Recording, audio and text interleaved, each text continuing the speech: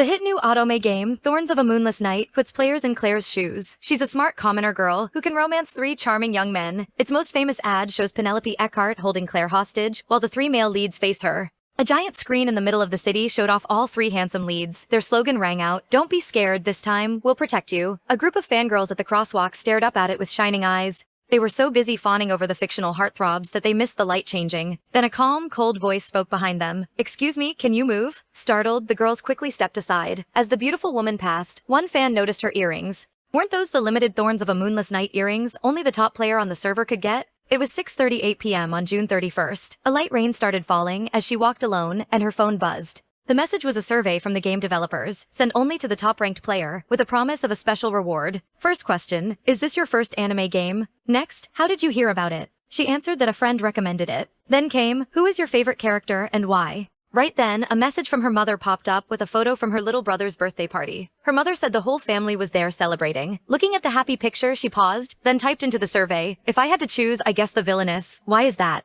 As she stepped onto the crosswalk, another message from her mother made her stop cold. She quietly finished typing, "Because we're a lot alike." A bus horn suddenly blared, and she realized too late what was happening. A moment later, she was slammed to the ground. On her cracked phone screen, her mother's last message glowed, "Don't come home today. You'll just ruin everyone's fun." One final survey question appeared, "What do you hope to gain from the game?" With the last of her strength, she whispered, "To be loved." A system voice answered, "Data input complete. Data analysis complete. Generating compatible character. Welcome to Thorns of a Moonless Night. Miss! Miss!" A voice called out, and she slowly opened her eyes, her head pounding. She was in a room she didn't recognize at all. "Lady Penelope, thank goodness you're awake." A maid pulled back the bed curtains, clearly relieved. Her headache, it seemed, came from playing in an icy lake in the middle of winter. The maid clicked her tongue and said that in 30 years of service, she'd never heard of such a thing. She gently warned her to remember her place and never act so improperly again. The girl in bed was totally confused. She had no clue what place she was supposed to remember. The maid explained, "You are Penelope Eckhart, the young lady of the greatest noble house in the kingdom after the royal family. From birth, everyone expected great things from her. She was meant to inherit the title of Divine Maiden and bring glory to the family.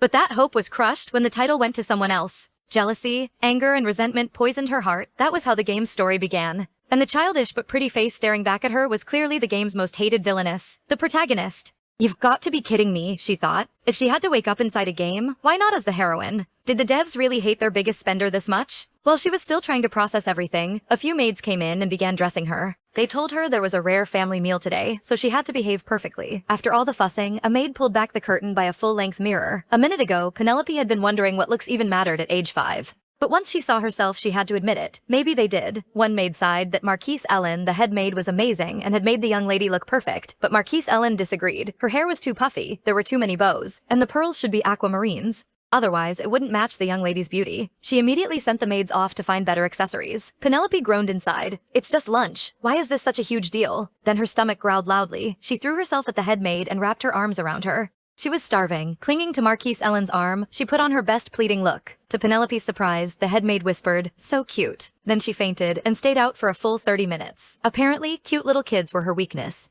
When she finally woke up and saw MC sitting there all neat and proper, she burst into tears, saying her lady had grown up. At least one thing was clear, Marquise Ellen truly cared about him. The one she really had to fear was Derek Eckhart. In the game, her own brother caused at least half the suffering that led to the protagonist's death, all while acting righteous. Still, they couldn't avoid each other forever. Derek spent most of his time training with the knights, so maybe she could survive if she didn't provoke him. Then, lost in thought, little Penelope bumped into someone and looked up. It was her brother, Derek Eckhart. Great. She tried to stay calm. Right now, Derek was only around 10. The cruel version of him was still years away, so she just had to be careful. With that in mind, she forced on a bright smile and chirped, "Greetings, esteemed brother." Derek didn't even seem to know who she was. He lifted her by the collar like a stray kitten and asked, "What is this thing?" A thing. He really called her a thing. Penelope was not taking that well. Her eyes reddened as she kicked and flailed, but she couldn't reach him. A maid rushed over and reminded him that after being gone 4 years, he must have forgotten this was Lady MC, his younger sister. Derek's eyes widened. Right, the ugly one. The last time he'd seen her, she was just a wrinkly newborn. Penelope was boiling inside. "You rude little brat," she screamed in her head. "Do you even know who I am? I'm the one paying the devs, and the devs made you, so if you do the math, that makes me your grandpa." She seriously wanted to smack him. Then Derek pinched her cheek hard, and tears sprang to her eyes. The maid cried out, but he only narrowed his eyes and said he had a feeling she was cursing him in her head. The maid quickly scooped the protagonist up and said the young lady was on her way to breakfast, asking if he'd like to join. Hidden in her arms, the protagonist glared at him. "You little punk, next time I'm not buying you that premium gem pack." Derek said he'd just returned and had to greet their mother first. That word shocked MC, the Duchess. She'd never even been mentioned in the game. If Penelope could win her mother over, surviving Derek would get a lot easier. There was no way she could let this chance pass. Wait for me, she called after him. I want a 100 gem pack. I mean, wait for me, brother Derek. She ran after him as fast as her little legs could go. That was when she really felt how short they were. In the game, Penelope had grown into a tall, stunning beauty. So why did childhood come with these tiny legs? Derek covered in one step what took her 3. It was so unfair. He was only 5 or 6 years older than her too. Up ahead, her brother called out that it was time for breakfast, and their mother appeared. The protagonist was stunned. She was gorgeous and carried herself like royalty. Their mother looked at her and asked why she was so out of breath, wondering if she'd run all the way from her room. Then she picked Penelope up and hugged and kissed her. Derek watched with a flat look and complained that their mother spoiled her too much. She only smiled and said little children were meant to be spoiled, asking sweetly, wasn't that right, MC? He just melted in her arms and nodded. Their mother then joked that she wished Derek would act this cute with her sometimes, and Penelope eagerly agreed. Derek immediately stiffened and said not to say ridiculous things. He was only there to escort her to breakfast. The protagonist soaked in the warmth of her mother's embrace. But suddenly, another image flashed through her mind, a furious woman yelling at her. Get out! How dare you still show your face here? If it weren't for you, if only I had never given birth to you. Wake up, time to eat. Derek flicked her forehead, and she blinked, rubbing the spot in confusion. Their mother looked worried and asked if she'd had a nightmare. In her sleep, she'd been mumbling, I'm sorry. Penelope said she didn't know. Were those memories from her old life? Who had that woman been? And what kind of person had she been before? When she tried to remember more, she hit a wall. Nothing came back. Her mother gently asked if she still felt sick after falling into the lake. Penelope assured her she was fine, and chose not to think about it for now. The rest of breakfast was cheerful, with the siblings bickering like normal kids. When they finished, their mother asked Derek why he'd come back so suddenly. He said God's Miracle Day was next month. MC asked what that was, and her mother explained it was a festival held by the Temple of Ernest every 5 years, where the heirs of the great noble families gathered to hear the will of God. Ernest? That name sounded familiar. The Temple of Ernest? Wait, wasn't that the game's announcement board? She remembered the in-game notices. Dear players, it's your daddy here. Sorry the latest update wrecked your game. Here's some useless junk as compensation, so don't complain. That gave Penelope an idea. If she went to the festival, maybe she could contact the developers and find a way home. I want to go too, she declared. Her brother rose, leaned close, and quietly reminded her that only a family's chosen heir could go. Was she saying she wanted to fight him for the Eckhart heir title? His hand moved to his sword. Oh no, Penelope had gone too far. She quickly pushed the sword back and acted clueless. What are you talking about, brother? I just wanted to go have fun. In her head, she begged her mom to help. Right then, her mother suddenly started coughing hard, and everyone looked over. A maid rushed in, panicking. Wasn't that ginseng tea? The doctor had clearly forbidden it. She first thought her mother was pretending to save her, but the maid's reaction made it clear she was really ill. So why had the Duchess never shown up in the game? Then another thought hit her. Maybe she actually had. She remembered a game scene where Penelope grabbed her brother and demanded to know why he treated that woman so well after what happened to their mom. Derek Eckhart shoved her off and snapped that she'd blamed enough people already. She was the one who killed their mother. In the original story, the protagonist tried everything to cure her dying mother, but none of her power worked. As MC cried, her mother gently told her not to blame herself. This was the god's will. Then she called Penelope a gift from the gods and died. He broke down, crying that it was all her fault. She believed her blessings failed because she wasn't the true divine maiden. She was a fake, and her mother died because of it. Once her divine power was gone, she couldn't save the person she loved most. That pain stayed with her until it turned into anger aimed at everyone else. That was the only way she knew to survive, and it became the reason she treated Claire so horribly. What a miserable villain. Thinking of that, little Penelope started to cry. Her mother pulled her close, wiped her tears, and asked if Derek Eckhart had frightened her. Looking at her mother, the protagonist realized this warm, loving woman didn't have much time left. She clung to her even tighter. Her mother, thinking she was upset about the heir talk, gently asked if she really wanted that position so badly. Still lost in thought, Penelope quietly asked what if she did. Her mother paused, then joked that they'd need to hire a lot of tutors. Still, she admitted she wanted MC to grow up away from all this fighting, safe and happy. She hoped her daughter could study what she liked, do work she enjoyed, and one day marry for love and have a family. But if becoming the heir would truly make her happy, then she should go for it. No matter what she chose, her mother would support her. She added that beating Derek Eckhart wouldn't be easy, but she'd cheer for both of them. All at once, she jumped up and ran out, shouting that she refused to let that ending happen. The gentle hands stroking her hair belonged to a woman who would be dead in just a year, and Penelope couldn't accept that. She ran off so fast the maids couldn't catch her before she burst into the training yard. Derek Eckhart was there practicing archery with several knights. The moment she ran in, an arrow nearly struck her. Still, Penelope didn't flinch. She'd made up her mind this time she wouldn't repeat the same mistakes. Once Derek Eckhart saw it was his odd little sister, he hurried over and asked if she was hurt. The young man beside him stared at the protagonist, thrown off by the look on her face. Could a 5-year-old really carry that kind of expression? Derek Eckhart noticed none of that and checked her over for injuries. Finding nothing wrong, he grabbed her arm, lifted her up, and told her to leave. This wasn't a place for her, but Penelope knew she couldn't back down. She had to reach the developers somehow and save her mother. So she swallowed her pride, smiled sweetly, reached up with both hands, and pouted for him to carry her. The whole training ground froze, and Derek Eckhart could only stare. Even MC wanted to die of embarrassment. Still, cuteness was the only weapon she had right now. The handsome young man watched in shock, thinking the Eckhart siblings were a lot softer than he expected. He'd assumed cold, harsh Derek Eckhart would ignore something like this, but he was wrong. Derek Eckhart tried to look annoyed, yet his deep breaths gave him away. He was clearly flustered. In the end, he sighed, picked her up like luggage, and set her outside the training grounds. He warned her it was dangerous and told her not to come back in before walking off. Penelope stamped her foot. Annoyed, but at least this Derek Eckhart didn't seem to hate her the way the game version did. That meant she still had a chance. If she kept talking to him, she could raise his affection. He shouldn't underestimate a veteran player. The next morning, she returned to the training grounds with a plan. She kept hovering around him with water, cookies, and worried little comments, telling him to be careful because she'd worry if he got hurt. Her sweet voice followed him all across the field, and Derek Eckhart got so shaken up he kept messing up. He even almost broke his sparring partner's arm. He was at his limit. The handsome young man suggested letting her watch from the side, but Derek Eckhart shot back that swords and magic had no eyes, and this was no place for a little girl. The young man only smirked and said Derek Eckhart was just worried about her, and too stubborn to admit it. Right then, Penelope came running over with another box of strange treats for him. At the same time, a young apprentice mage successfully cast his first spell under his master's guidance. Bad luck made the magic fly straight at the protagonist. Everyone gasped, then a hand shot out and blocked it. The spell slammed away with a loud blast, tearing up the ground nearby. Derek Eckhart's cold voice rang out. He'd warned her this place was dangerous. When Penelope opened her eyes, she saw a deep, bloody cut across his palm. After that, a sign was hung on the training ground gate, MC not allowed. She crouched outside, feeling miserable. She hadn't come in without a plan. She'd prepared a defensive spell. What she never expected was her brother stepping in front of her and taking the hit himself. Forget raising his affection now. She'd be lucky if he didn't hate her. Then the gate opened, and a young lady stepped out. Penelope ran up at once and asked if her brother was okay. The woman told her not to worry too much. It was a light spell, so the injury wasn't severe. It wouldn't stop his normal life, and he should still be fine by God's miracle day. The only problem was that he likely couldn't go to Mirkwood Forest next week. He repeated the name, curious about Mirkwood Forest. She listened closely. The lady explained that it was a dangerous monster forest managed by the Eckhart family, and every summer the monsters there turned especially violent. But that was also when a flower called Tears of Earnest bloomed. Armor made from it could block one deadly attack. It was a rare material, and if the young master had it, his hand would heal much faster. Before she could say another word, Penelope was already gone.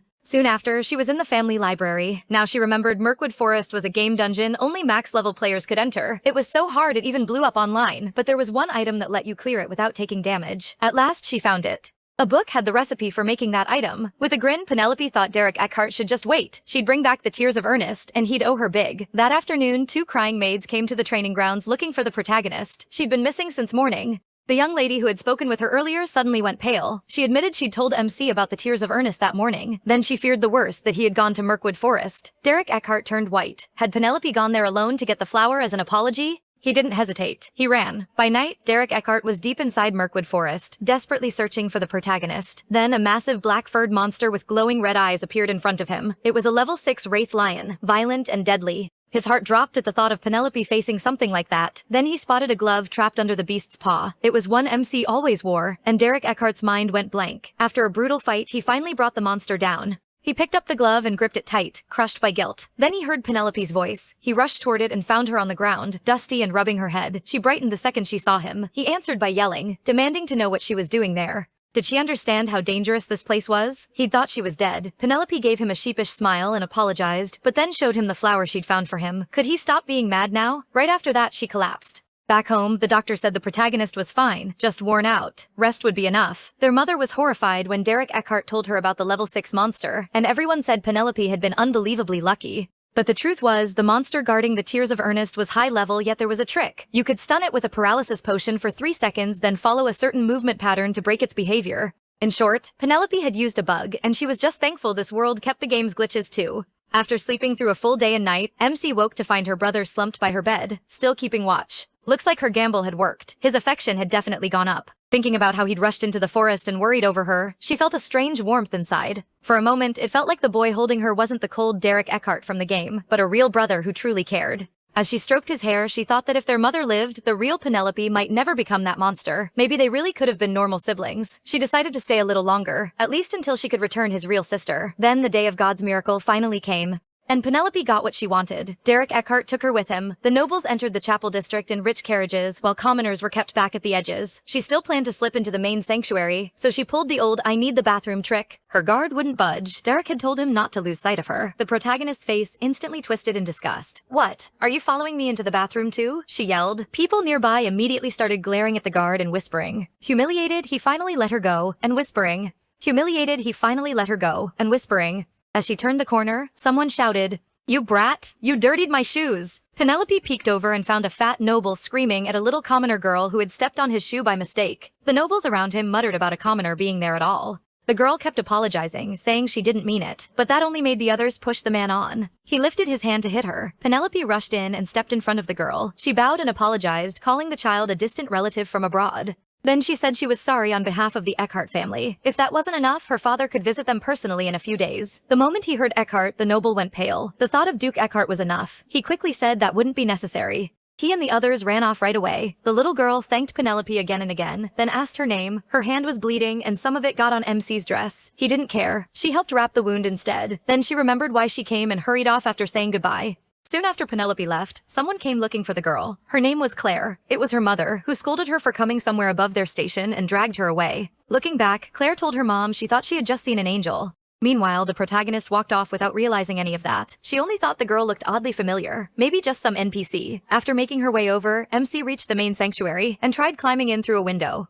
Her short legs searched for a step, and then she landed on something soft. A man's voice spoke up. "Excuse me, miss." The surprise made Penelope slip. He caught her with ease and smiled, saying he thought a little kitten had fallen. He looked up and froze. It was Callisto, the Empire's only crown prince. He was the game's star, a lightning magic genius loved by everyone. But behind the scenes, he led a secret rebel group with the heroine to weaken the nobles and help commoners. In the story, he eventually falls for the smart, strong heroine. But his child self was never in the game, so why was he here? Then she heard guards coming and panicked. She quickly apologized, said she had urgent business, and asked him to forgive her rudeness. "Your Highness." Instead, the prince took her hand and kissed it lightly. With a smile, he said he was sure they would meet again. Penelope's whole face turned red. How was anyone supposed to deal with that? She bolted before the guards arrived. Even after running, her heart wouldn't calm down. No wonder he was the main guy. He was way too smooth. And no wonder the original Penelope fell for him. While hiding in a bush and trying to think, the protagonist got found by a patrol guard. He dragged her out and snapped that this area was off limits. Then he demanded to know what she was doing there. Before she could answer, a beautiful holy maiden appeared. The guard bowed at once. "Holy maiden," she said Penelope was her guest and told him not to bother her. Completely charmed, he agreed right away and offered to guard the door for them. MC followed the holy maiden into the main sanctuary and found a hidden room inside. Her first thought was, is she one of the developers? Before Penelope could ask, the holy maiden dropped to the floor, grabbed her legs, and started bawling. "Top ranker, please forgive us. We never meant for this to happen." He had no idea what this was supposed to be. She told her to get up first so they could talk. The holy maiden refused, sobbing harder and clinging tighter until the protagonist forgave her. After struggling for a while, MC finally got fed up. She clenched her fists and smacked the crying woman a few times. Bruised and shaken after that, the holy maiden finally confessed she really was one of the game developers. Penelope stared at that flawless face and asked if she was the lead artist, Yuxi. The holy maiden denied it. He said he was the planner, Jean, and actually a guy. Then he proudly showed himself off. He bragged that Yuxi drew this form for him because big-breasted beauties were the best. Before he could finish, Penelope locked him in a chokehold and cursed the dev. Once Jean started foaming at the mouth, she finally came back to herself. Letting go, she apologized and said her body had a strange urge to kill anyone who called himself a planner. Still, even if he seemed totally useless, she had finally met someone from her own world. So she smiled sweetly and asked him to explain everything. Terrified, the holy maiden nodded and agreed. After a little more pressure, Jean told her the truth. The company had been trying to enter the immersive VR market, and she, their top player, had been chosen as the only beta tester. Then a small accident happened. To hit the summer release date, the whole team had been worked to death for 3 straight months. When their overtime pay kept getting rejected, the programmers smashed the main server. Right then, Penelope logged in abnormally and ended up trapped like this. Jane said he was as lost as she was, but one thing was clear. They no longer controlled this world. Now it existed only for her. He asked whether she had made a wish to the system when she got the invite code, but when Penelope tried to remember, something blocked the memory. She explained that since arriving here, all her personal memories were gone. She still remembered modern knowledge and everything about the game, but not who she was or what kind of life she'd lived. So she asked if Jean knew anything. Jean said if her memories disappeared here, there was only one answer. She chose not to remember and threw them away herself. He promised to find a way to send her back, but until then, she had to survive on her own. Then he added that they were also counting on her for the second half of the year's revenue. Penelope shot him a deadly look, then held out her hand and demanded divine power. There was someone she wanted to save. John asked if she meant someone from the game. The protagonist said the developers might see these characters as broken data, but to her, their warmth and feelings were real. As long as she lived in this world, she didn't want to watch anyone die if she could help it. John looked at her for a moment, then told her to follow him. In the main sanctuary, he stood behind Penelope as an ancient holy voice rang out. In the name of the goddess Ernest, I swear to be her eyes and see all beauty, to be her hands and fight all injustice. I will love this world with all I am, and be loved by it in return. When the ritual ended, MC stepped out of the sanctuary and ran straight into the prince, who had hurried over. Breathless, he said he had just received a divine message that the true divine maiden had been born. He added that he had prayed to see her again, and the goddess must have answered. While the prince kept talking, Derek Eckhart arrived. He greeted the young prince properly, then turned to Penelope with a look that promised a lecture. She quickly apologized, and Derek started to lead her away, but the prince caught her hand. Then he asked her to become the future empress. Penelope was stunned. There was no way he meant that. His words sounded sweet, but his eyes stayed cold. He was ready to propose to a girl he didn't care about, just because she was the divine maiden, then dump her later like in the game. What a scumbag. Before she could react, Derek pulled her behind him and said she was too young for marriage, so the prince shouldn't joke like that. The prince tugged the protagonist back and coolly told Sir Eckhart he hadn't asked for his opinion. And just like that, the tug of war started. Derek argued that Penelope didn't want this either. The prince fired back that even a brother had no right to choose for her. Then both of them looked at MC and asked what she thought. She was almost crying. They had her stretched between them in the worst, most awkward way possible. They could argue all they wanted, but why was she stuck in the middle? Her feet weren't even touching the ground. What should have felt like a thrilling love triangle felt more like she was a piglet being pulled out of a flood. Tearfully, she begged them to deal with her embarrassing situation first. Instead, both of them misunderstood and pulled harder. At last, the prince seemed to realize the problem and let go, suggesting they settle it with a duel. Then they decided swords were too bloody in front of a lady, so the prince suggested cards instead. Penelope could only stare. What was this now? Apparently a game called Camille Cards was wildly popular. Legend said the goddesses Ernest and Altina made it in their spare time. The Holy Maiden had introduced it to the Empire, and it spread everywhere from the king to tiny commoner kids. Derek agreed this kind of duel made more sense. The prince explained that a Camille deck had 53 cards including one dark goddess Altina card. They would deal the cards, throw out any pairs, and take turns drawing from each other. If a drawn card made a pair, it got discarded. The first person with no cards left won. After hearing that, Penelope couldn't believe it. This was just old maid. The announcer kicked things off. The first annual Camille card tournament for his future had begun. The protagonist shot up. Hold on, you almost called it an old maid tournament. The announcer admitted that was the game's old name, but the Holy Maiden thought it sounded rude and changed it. Penelope clenched her jaw. Of course that idiot did. She couldn't believe it. Even as the so-called villainess, having Lady Eckhart's marriage decided by a kid's card game was absurd. Then the match started. The prince went first and almost pulled Altina, the old maid, from Derek's hand. MC tried to stay calm. At least Derek always kept a straight face, so he should be hard to read. Then colorful flowers suddenly appeared behind him. The prince saw that and quickly picked a different card. Right away, the flowers behind Derek shriveled up. Penelope nearly lost it. How were they supposed to win if Derek kept giving everything away with blooming flowers one second and dead ones the next? The prince could read him way too easily. At this rate, they were doomed. So she stepped in. She hurried over, kissed Derek on the cheek, and leaned in close. Brother, go win. You're the best. After that, she kept cheering from the side. Derek perked up at once. Penelope figured that if he kept throwing out flowers nonstop, the prince might stop being able to read his mood. It didn't help. The prince still won a minute later. Then she realized the problem. Derek had been pulling the old maid from the start. He only ever chose the middle card. The prince was just about to celebrate when the protagonist cut in. Wait, she pointed out that the goddess taught marriage should be a person's own choice. So wasn't it reckless for even a brother to decide it without asking her? She pulled off her glove, slapped it onto the table, and declared she'd play the next round herself. The prince said it would be his honor. Penelope thought she had a better shot now. She wasn't amazing at cards, but at least flowers wouldn't pop up behind her. On her very first draw, she picked the old maid. And somehow, the same disaster that hit Derek hit her too. The prince won again with ease, joking that the siblings really were alike. Cheerfully, he said that since the lady involved had now agreed, the next step was meeting her parents. Just like that, a stupid game of old maid had cost her everything. In the carriage, Penelope's heart pounded. Derek was riding elsewhere, so she had to sit alone with this smiling predator. At last, she forced herself to ask if he really wouldn't rethink the marriage. They had only met that day. He brushed it off, saying many nobles don't even meet before their wedding. She tried again. She was too young. He said they could simply get engaged first.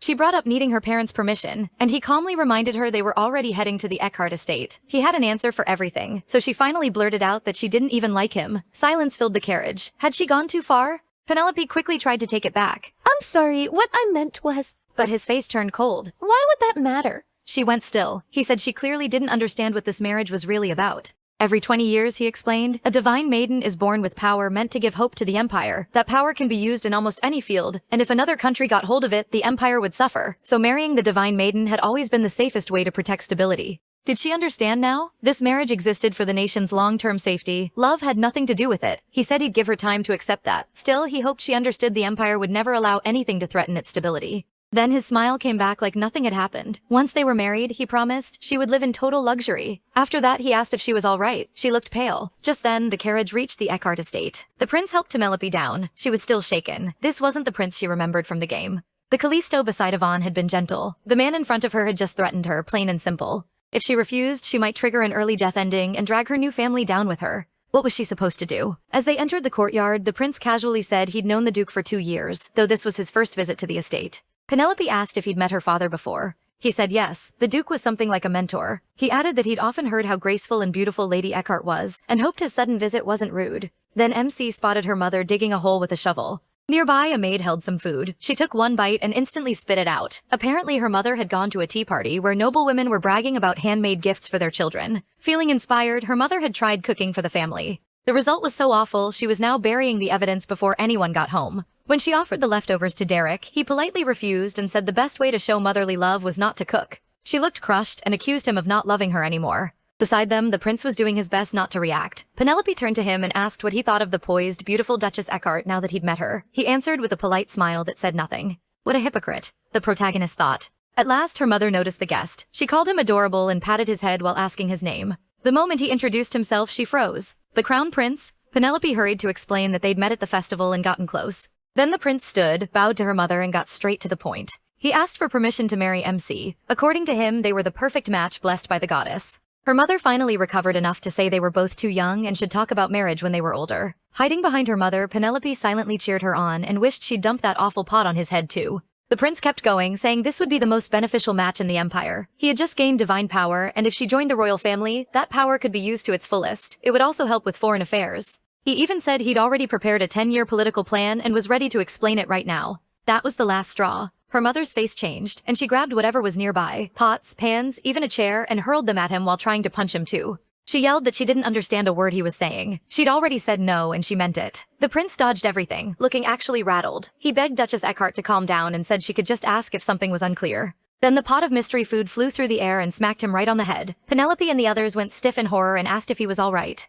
The nasty goo dripped through his hair. He touched it, brought it to his lips, and tasted it. Disgusting, he said flatly. Luckily, he didn't get angry. He only smiled and said he couldn't go home like this, so he'd need to borrow their bath. Penelope was honestly impressed by his self-control. Later, she decided to test her new divine power by trying to heal her mother's illness. Her mother insisted she was fine, but the protagonist's pleading look wore her down. MC brought her to the bedroom and had her lie down. Then she focused hard, used her divine power, and started healing. Her mother said it felt warm and comforting, then drifted off to sleep. Penelope kept going deep into the night, pouring in all her strength, but no matter how much she healed, the sickness kept coming back. She was almost at her limit. Then a strange burst of light exploded from her mother and knocked her back. When she looked at her hands, they were covered in dark, shadowy energy. That was when it hit her. No wonder the Empire's best doctors and healers had failed. They'd been treating the wrong thing. This wasn't an illness, it was a curse. Who would do something so cruel to her mother? With the power she had now, Penelope couldn't fight it. She was just about to wake her mother and ask questions when someone knocked. Great. The black marks on her hands weren't fading fast enough. How could she explain this? Derek came in, wondering why their mother had fallen asleep with the window open. He didn't spot Penelope at first, but then heard something from the balcony. He turned at once and asked who was there.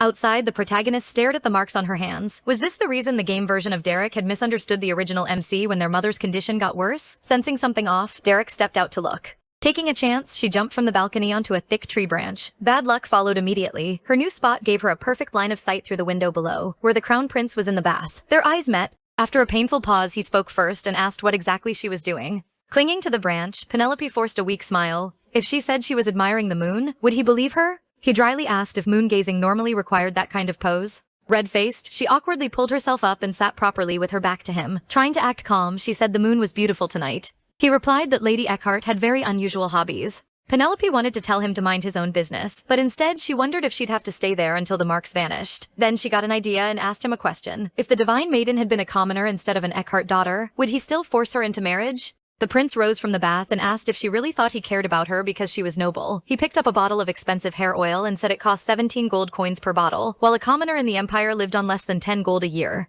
Nobles, he said, shouldn't enjoy that kind of luxury for free. A marriage with no love, but a life of comfort and wealth, would that really be so terrible? As long as you don't disgrace the empire, I won't meddle in your life once we're married. Think it over and give me your answer tomorrow.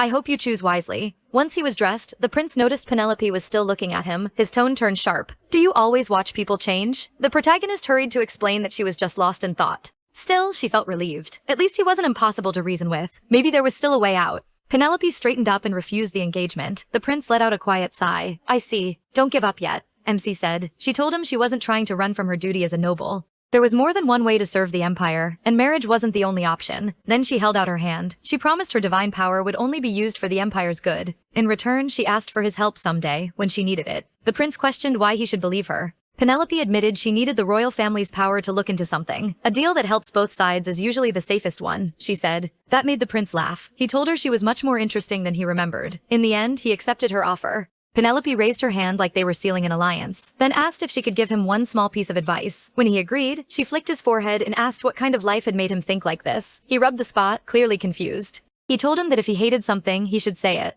If he didn't want to smile, he shouldn't force it. People can only understand you when you're honest. And if he ever really fell for someone, he better not treat them like this. The prince went quiet. No one had ever told him that before. Not his parents, not the ministers, not the people, all of them only ever told him to act like a prince. This was the first time anyone told him to speak from the heart. This time his smile was real. Grabbing a strand of her hair, he asked, Penelope, want my honest opinion? Then he said he'd pick gold hair. It was cuter. The next day, the protagonist went into town with the prince. After they got there, she said she'd send word in a few days about the favor she wanted. The prince glanced at her maid and asked if she'd really be fine with only one attendant. Penelope said they'd manage. Right then, her maid cracked her knuckles loudly, then slammed a fist into the ground and broke the cobblestones. The prince just stared, then awkwardly told her to be careful before they split up.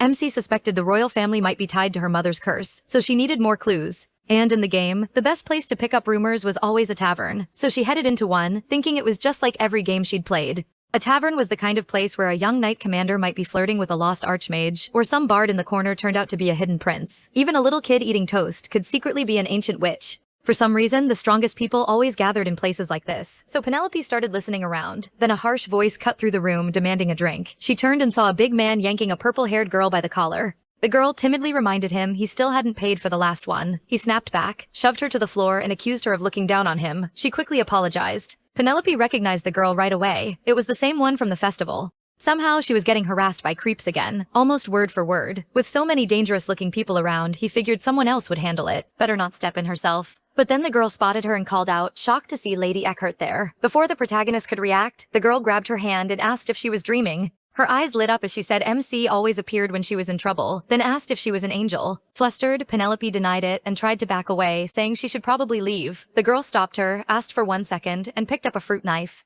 The man was still ranting, saying maybe he'd consider forgiving her if she begged, but he froze when the blade flashed in front of his face. In a soft, icy voice, the girl said she had a very important guest she could not ignore. So he needed to leave. Terrified, the man apologized and ran. The girl set the knife down and grabbed Penelope's hand again. Back to smiling brightly, she said she was so happy to see her again and called it fate. He could only sigh. Somehow, the strangest people always found her. The two sat down at a table, and the protagonist ordered food. The girl wanted to pay, but Penelope brushed it off and joked that as long as no more knives came out, they were fine. When the girl started calling her Lady Eckhart again, MC cut in and told her to just say MC, since they were about the same age. The girl looked completely shocked. Using her first name on only their second meeting felt almost like a love confession to her. Meanwhile, she had no idea the girl was imagining a whole romantic scene in her head. The girl blushed hard, already jumping all the way to marriage and even children. The protagonist cleared her throat and asked for the girl's name, snapping her back to reality. Embarrassed, the girl apologized and introduced herself as Claire. Penelope went still. Claire Rodriguez. Just to make sure, she asked her to say it again.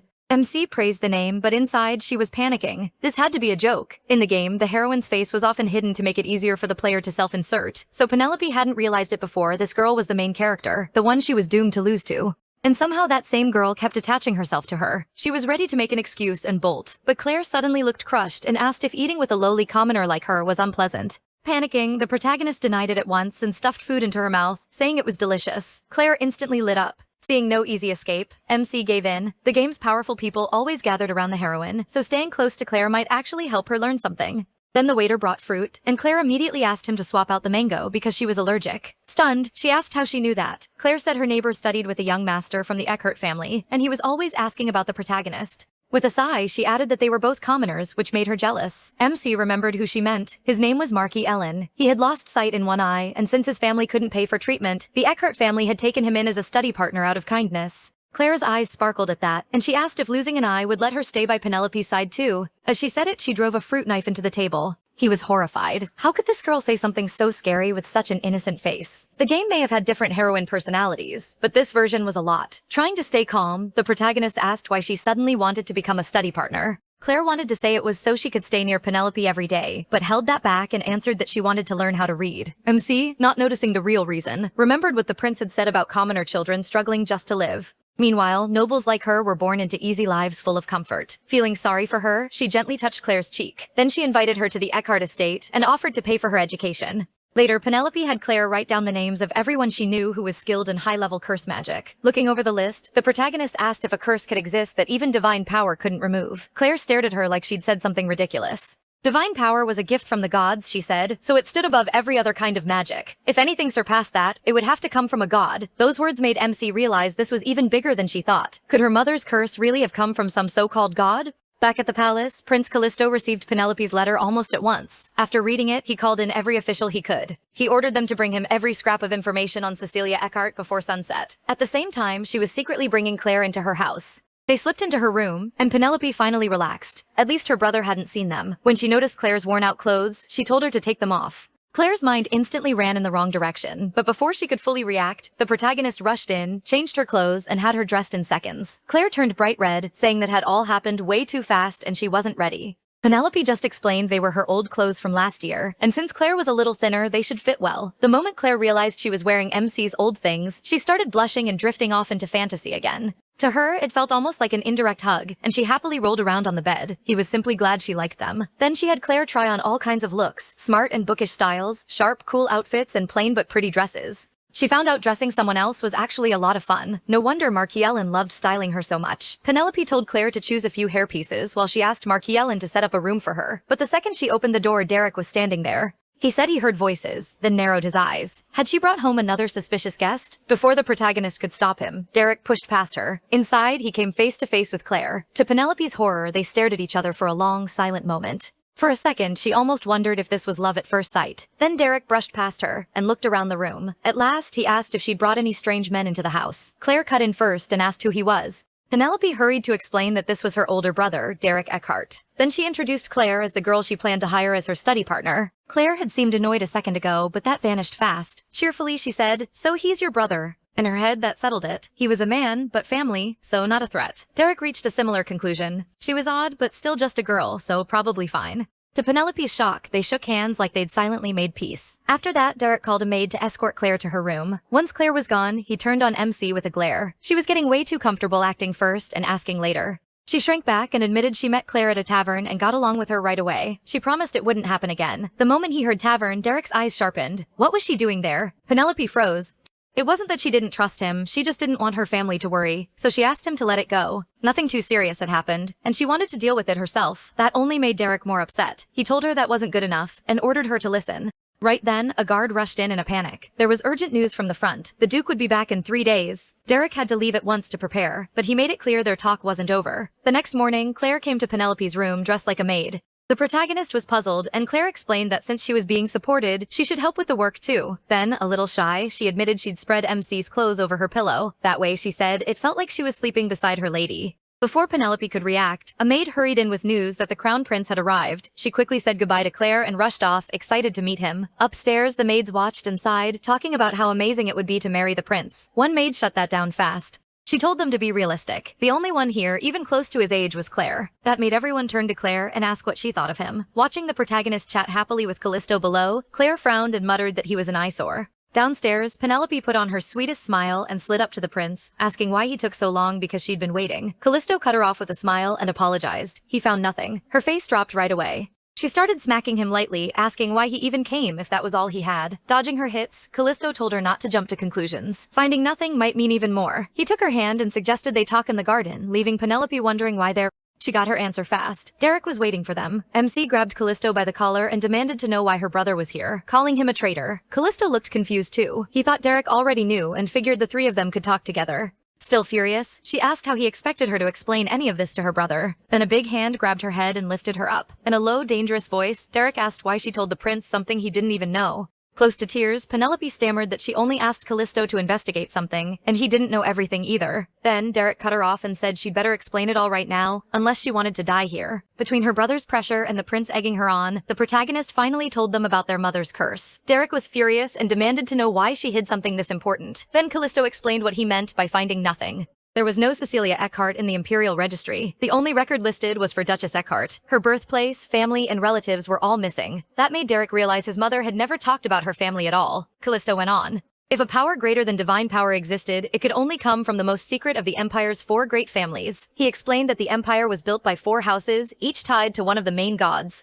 The royal family, the Azar Deventures, served the goddess of light, while the Crimson Eckharts followed the god of war. The Obsidian Savoys worshipped the goddess of darkness, and the strangest of them all were the Golden Stratus, who served the god of time. With that and a curse stronger than divine power, Callisto formed a theory that pointed to the hidden Stratus family. He said their land was blessed by the god of time. Legend says everything there stays in its most beautiful state. Flowers don't die, people don't grow old, and the seasons never shift. But the blessing had a price. No one in that family could ever leave their land, so if the Duchess was born there, it all fit. The curse would be punishment for leaving with her 2 children and betraying the god of time. Derek rose at once and said he was going to tell their father. Callisto stopped him with one question. Did he really think the Duke didn't already know? Derek went still. Callisto reminded him that ever since Penelope was born, the Duke had asked to stay posted near Stratus territory. Now it seemed likely he was searching for a way to break the curse, which made his sudden return very suspicious. Best case, he'd found an answer. If not, maybe he was coming back to spend his last days with the woman he loved. So Callisto asked if they were really ready to step into something even the Duke couldn't fix. Penelope answered yes without hesitation.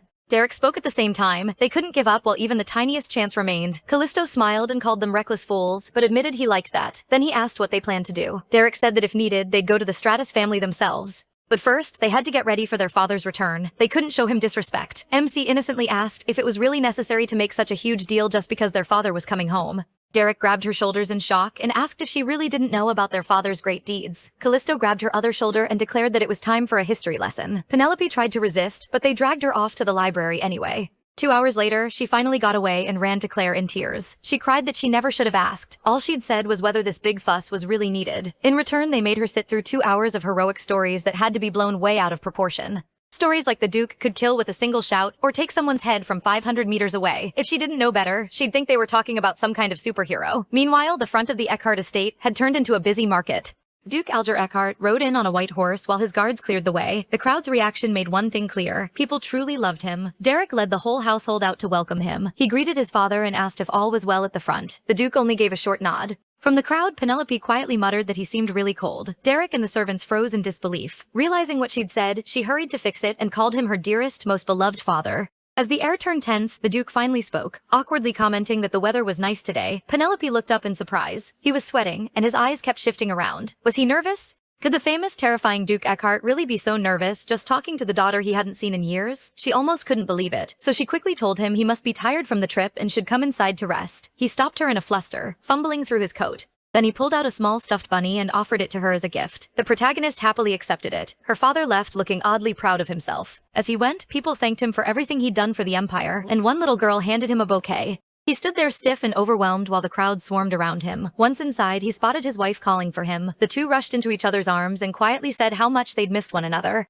Off to the side, Penelope and Derek could only watch, almost blinded by how in love they were. Later, MC asked Derek if their father always talked like that. Derek explained that their father stuttered whenever he got nervous, which was most of the time. Because of that, speaking on the battlefield was hard for him, so he eventually chose to say almost nothing at all. Penelope was stunned. So that was how Duke Eckhart ended up with such a fearsome image. Then their mother stepped in, happy the family was together again, and suggested a trip. She was ready to say yes, but Derek quickly covered her mouth and apologized to their mother. He said there was a swordsmanship exchange next week, and the prince had already invited him, so he couldn't go. When the protagonist tried to object, Derek leaned in and whispered one word, Stratus. He explained that the prince had promised to find a way inside. He didn't know why Callisto cared so much, but for now they had no choice except to trust him. Just then, their mother told Alger they should greet the prince later since it would be rude not to, especially because it was his first time meeting him. Penelope froze. She clearly remembered Callisto saying he and her father had known each other for years. Her father looked confused too, and said he'd never met the prince before. At the same time, Callisto sat in the courtyard drinking tea while listening to a guard's report. The guard said the magic supplies he asked for were being prepared as fast as possible.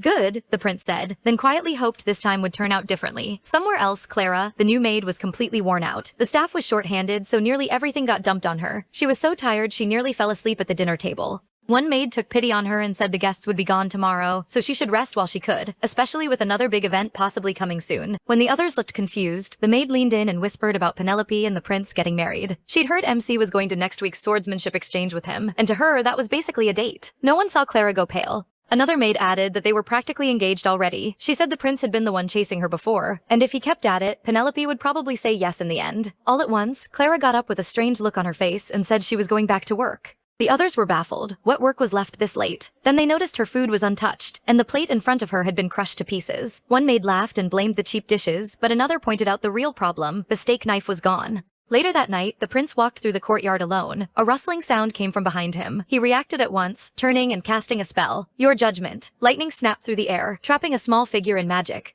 The prince let out a tired sigh. Now they were shameless enough to send a child assassin. He picked up the dropped steak knife and said he'd make it quick. Wishing the attacker a better next life, he raised the blade. Then the clouds moved, and moonlight lit up the assassin's face. He stopped cold. It was Claire. Right then, Penelope came running after hearing from the maids that Claire had disappeared. She threw herself in front of Claire at once and demanded to know what he'd done. The prince stared for a second, then started laughing. It got so bad he had to hold his face, leaving both girls staring at him in confusion. When he finally calmed down, he apologized and said it was all a misunderstanding, then told Penelope to bring Claire to the exchange. Seeing her stunned look, he added that Claire would be a huge help. He demanded to know what that was supposed to mean. Callisto explained that the protagonist knew neither swordsmanship nor magic, so before they went to Stratus, she needed someone to protect her. It had to be a person close to her age, strong enough to fight, and able to act as a stand-in if needed. Most of all, it had to be someone who would never betray her. Looking at Claire, he asked if she could do that, then called her by her full name, Claire Rodriguez. Claire went still. Shocked, Penelope asked how he knew that name. Callisto only said maybe he'd heard it in a dream. MC, fed up, shot back that maybe that was where he met her father too. The prince only smiled and said that was a secret. Penelope sighed, knowing she wouldn't get anything more out of him.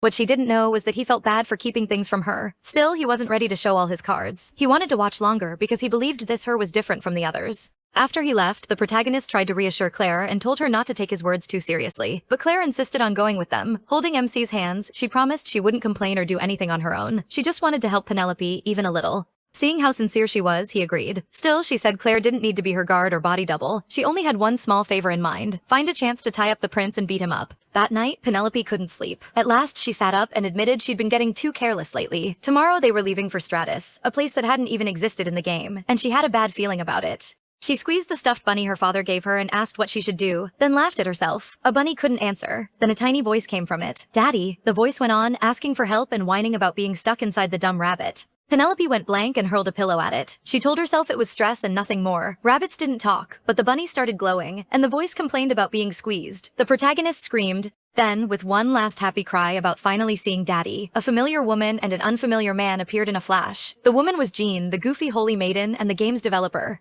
The second Penelope recognized that dork, she punched him and snapped that showing up in the middle of the night was a great way to give her a heart attack. Jean whined that he'd worked hard just to get there. MC glared and demanded to know why they'd left her alone for 2 months with no contact. Jean started to say they hadn't wanted to, but the man in black finished it. They simply couldn't. Only then did he really notice him. Jean introduced him as Jay, the company's head of tech. Jean said something had gone wrong with the game system, and Jay was better suited to explain it. Jay said the 4 great families still hadn't officially appeared in this version of the game, though they were following the lore. The truly strange parts were Callisto and Claire. Their personalities were way off from the original, and both their love and hate had become extreme. Penelope was stunned. Jean jumped in and explained that players couldn't see it, but the staff could view each character's hidden affection level for the heroine, which shaped how they acted and spoke. Callisto, he said, was built to hide his real feelings well. Even if the protagonist hadn't noticed, his affection had been negative from the start, more like disgust. Claire was the opposite. From the very beginning, her affection level had been dozens of times higher than anyone else's, almost like worship. If this were only a bug changing personalities, it wouldn't be so scary. What worried them was the chance that something deeper was causing it. As soon as they noticed those strange affection levels, they tried to contact Penelope. Jay said they then found the game's defenses had suddenly grown much stronger, blocking them from reaching her. They spent 2 months trying to fool the system, and finally slipped through by hiding their code inside the rabbit, giving them only a few minutes tonight. Someone was actively trying to stop them from interfering with this world. MC quietly asked if it could be Callisto or Claire. Jay shook his head and said probably not. Normal NPCs shouldn't have that kind of power. To reinforce the defense system, someone would need access to the core itself, almost like a god. That was why Stratus opening now wasn't random. It was the place closest to a god.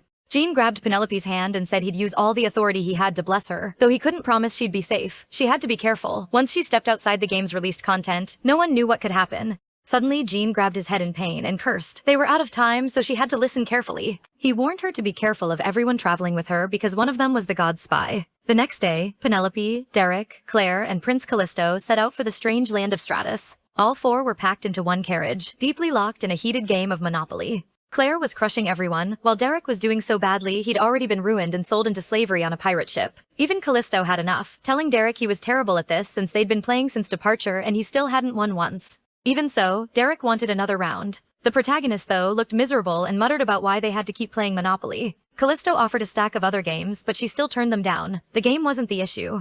She looked pale, and the others quickly asked if she was carsick. Derek noticed how uneasy she was and set his cards aside. Gently, he said he understood how she felt. Since it was her first time dealing with something like this, being nervous made sense, but he told her worry wouldn't help. The trip alone would take a week, and if she stayed this tense, anxiety would wear her down before they even arrived. He patted her head and told her not to put so much pressure on herself. Penelope looked at him and smiled. Okay. Callisto teased that he was such a perfect big brother it almost brought tears to his eyes. Too bad he was hopeless at games. Claire shot back that if his chess skill matched his trash talk, he might actually be impressive. Their bickering made MC feel a little better. She remembered Jean saying that if their goal was to keep her trapped in the game, they wouldn't harm her yet. The blessing Jean gave her wasn't much. It couldn't stop physical attacks, but it would keep her mind clear and protect her from control. Anything else that happened in Stratus, she'd have to handle herself. A few days later, they stopped by a river to rest. Callisto opened a map, confused because there was supposed to be an inn nearby. Derek came back from searching for food with nothing. Only 2 days had passed, but all their stored food had rotted, and even some non-magical weapons were starting to rust. They were starving. Callisto said it confirmed his guess. The flow of time was warped here. That meant they were heading the right way. But it was happening far too soon, even though Stratus was still far off. Just then, Claire suddenly lifted her head and said she smelled food. Derek couldn't smell anything and wondered if she was part dog. Following Claire, they found a campfire with a box of rich food still cooking over it. It looked like the cook had run out of firewood halfway through, and if they could find the owner or a nearby farmer, they might avoid another night outdoors. Thinking they didn't have enough money for a room, Penelope pulled out the emergency cash her mother gave her and offered it to Callisto. But he explained money wasn't the problem. Stratus was thinly populated, and the closer they got to the center, the harder it would be to find anywhere to stay. Their best choice was to ask a local family to let them stay. What he kept to himself was simple. The inn on this road was gone. It had vanished without a trace. Just then, a girl called out, asking if they needed help. They turned and saw a young nun carrying firewood. She hurried over, tripped on a rock, and slammed face first into the ground. Everyone just froze. The girl scrambled up, rubbing her head and apologizing over and over. She introduced herself as Teresa, a novice nun. Seeing their clothes, she guessed they were strangers and asked what they needed.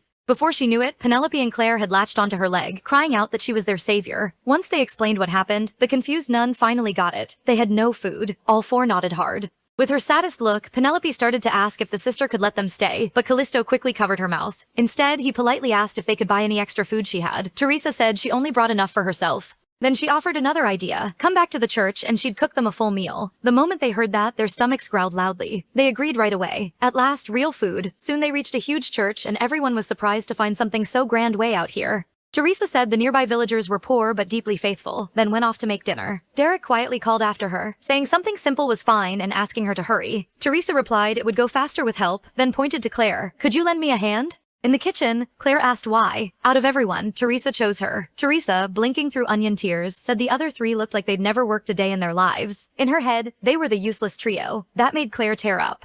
So it was true, she really didn't belong with them. Teresa quickly tried to comfort her. Claire admitted, voice shaking, that she liked someone in that group. But standing beside people from their world made her feel small, like she'd never be enough. Teresa gently told her that class may divide people, but before the gods, everyone is their child. And even if you weren't born noble, there's still something only you can do. She took out a piece of candy and handed it to Claire as a reward for the special girl who helped make dinner. Just one piece of candy. Claire happily popped it into her mouth and smiled at how sweet it was. Teresa smiled back and said it was rare, high-quality candy, so she was glad Claire liked it. What Claire didn't realize was this candy wasn't normal. Teresa had mixed in a single drop of her own blood.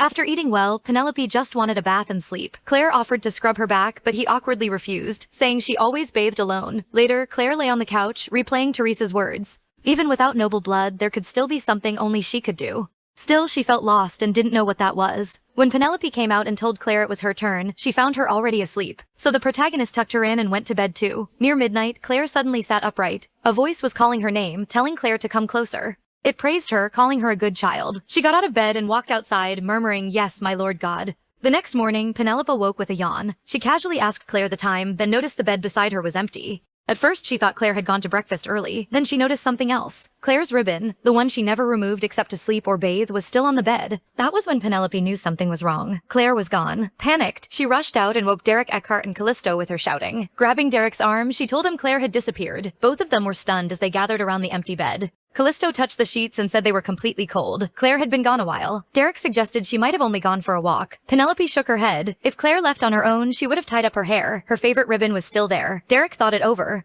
They were far from the capital, security was weak, and maybe she'd been taken. That sent MC spiraling. He quickly calmed her, saying kidnappers wouldn't grab a commoner maid and leave the noble girl behind. That helped a little. Then she ran to Teresa and asked if she'd seen Claire that night. Hearing that, Teresa was so shocked she dropped the tray in her hands. She said she had seen Claire, then tried to remember clearly. After prayers last night, she thought she saw Claire walk outside. Teresa had called to her from the window, but Claire never answered, so she assumed she was just taking a walk. Now though, Teresa remembered Claire's eyes looked empty, like someone else was controlling her. She blamed herself, saying if she'd paid more attention, this might not have happened. Then she offered to help, however she could. She knew a little tracking magic and said that with one of Claire's belongings, she might find her. Penelope handed over Claire's ribbon. Using magic, Teresa turned it into a butterfly. She told them to follow it if they wanted to find Claire. The group thanked her and left right away. As they headed out, Callisto, walking last, turned back and stared at Teresa for a long moment. Teresa only smiled and wished for the goddess to protect them as she watched them leave. What they didn't know was the second they were gone, Teresa returned to her room, shut the door, and changed. So he noticed something, didn't he? She thought. Or rather, the black-winged god with the cruel face did. He wondered for a moment, then brushed it off. It didn't matter. Nothing could stop what was coming. The butterfly led them deep into the forest. Fog curled around them, but Claire was nowhere in sight. Derek was first to question it. Could they really trust that nun's magic? How could Claire get this far alone with no ride? Callisto ran his hand through the mist. He said he had a bad feeling. Claire's route seemed chosen on purpose. If he was right, they were at the edge of Fogwood Forest, the outer border of Stratus. Penelope was confused. He had said it should take another week to get here. Callisto explained that was only if they took the safe route. Cutting through Fogwood was much faster, but almost nobody used it because the place was so dangerous. Privately, he was sure Claire's disappearance was too perfect. Someone was leading them into this forest. Derek grabbed his sword and said that if it was only monsters below level 7, he could get them through safely. But Callisto warned that monsters weren't Fogwood's real danger. It attacked the mind. It showed people their worst fears, and grief or rage could make them turn on their own allies. Derek mocked him, asking if the prince was scared. Penelope grabbed Derek's arm and told him to stop. This was not the time to fight. Callisto suddenly said he wasn't denying it. He knew exactly what his greatest fear was, and yes, he was scared. Derek snapped back that they couldn't just leave Claire, then stormed into the forest, telling them to wait while he brought her back. Unable to stop him, Penelope looked at Callisto and let out a tired sigh. Those two were hopeless. Callisto asked if she wasn't going after him. The protagonist said Derek was strong enough to handle himself and would bring Claire back. But Callisto clearly wasn't fine, and she couldn't leave him alone. For a while, they sat apart in silence. Then Penelope noticed Callisto's hands were shaking, so she walked over and held them. That small touch changed the mood between them. After a quiet pause, Callisto broke the silence, joking that holding hands with the man whose proposal she rejected sounded like she might be changing her mind. Penelope jerked her hand back, blushing, and snapped that this was no time for jokes. Then she asked if he'd been bracing himself for this. Callisto laughed and admitted she was right. He stood, pulled himself together, and the two of them followed Derek into the forest. As they entered, Callisto warned that the hallucinations would start in about 30 seconds. No one knew when they'd wake up, so if MC came to first, walking beside him, she tried to figure out what her own greatest fear would be. She thought of her old life, a family with no warmth and no love. Still, she told herself she'd wake up before Callisto did. But when she breathed in the mist, nothing happened.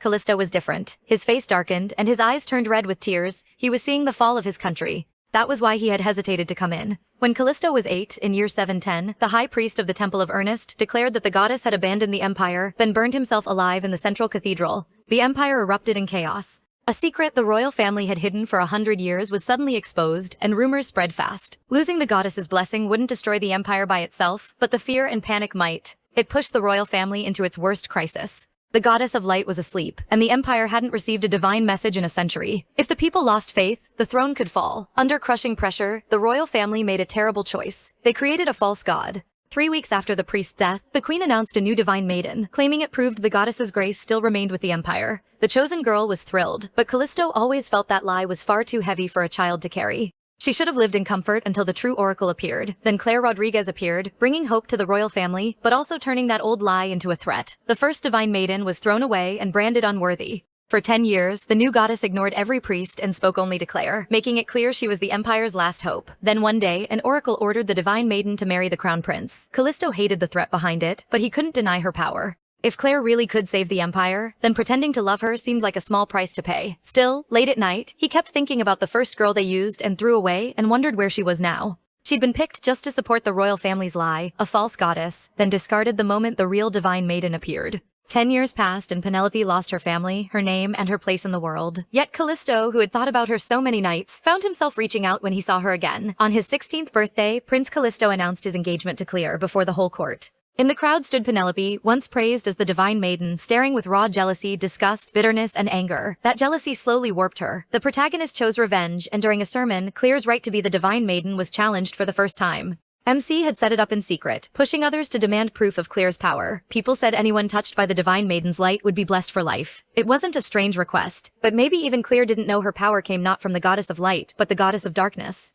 After that, everything fell apart. A rival nation seized the chance and declared war, using the blasphemy as its excuse. The people had lost faith in the royal family and wouldn't follow them into battle. It was only a matter of time before war reached the capital. At his lowest point, Callisto saw her, the dark goddess behind it all. She offered him the power to begin again and again, asking for nothing now, only saying he'd learn the price later. Callisto felt he had no choice. Saving his people came first. To make up for his past, he abandoned his faith and made a pact with the dark goddess, starting an endless loop of rebirth. Back in the forest, a hand suddenly closed around Penelope's throat. She fought to break free, but Callisto's eyes were red and crazed, and he was far stronger. He lifted her up and slammed her against a tree. One thought ran through his head. If this woman was fated to betray them, he'd erase her here. Penelope remembered his warning before they entered. If he lost control, she had to run as far as she could. Easy for him to say. How was she supposed to fight a guy 3 years older than her? She kicked and struggled, and just before she blacked out, someone suddenly dropped from above and tore them apart. It was Derek. He gasped, relieved to breathe again, but then she saw his eyes were blue. He wasn't awake either. He had just locked onto Callisto as an enemy. Still, it gave her a chance to run. She started off to get help, but stopped halfway and looked back. She couldn't leave them like that. You two don't get hurt before I come back. Got it?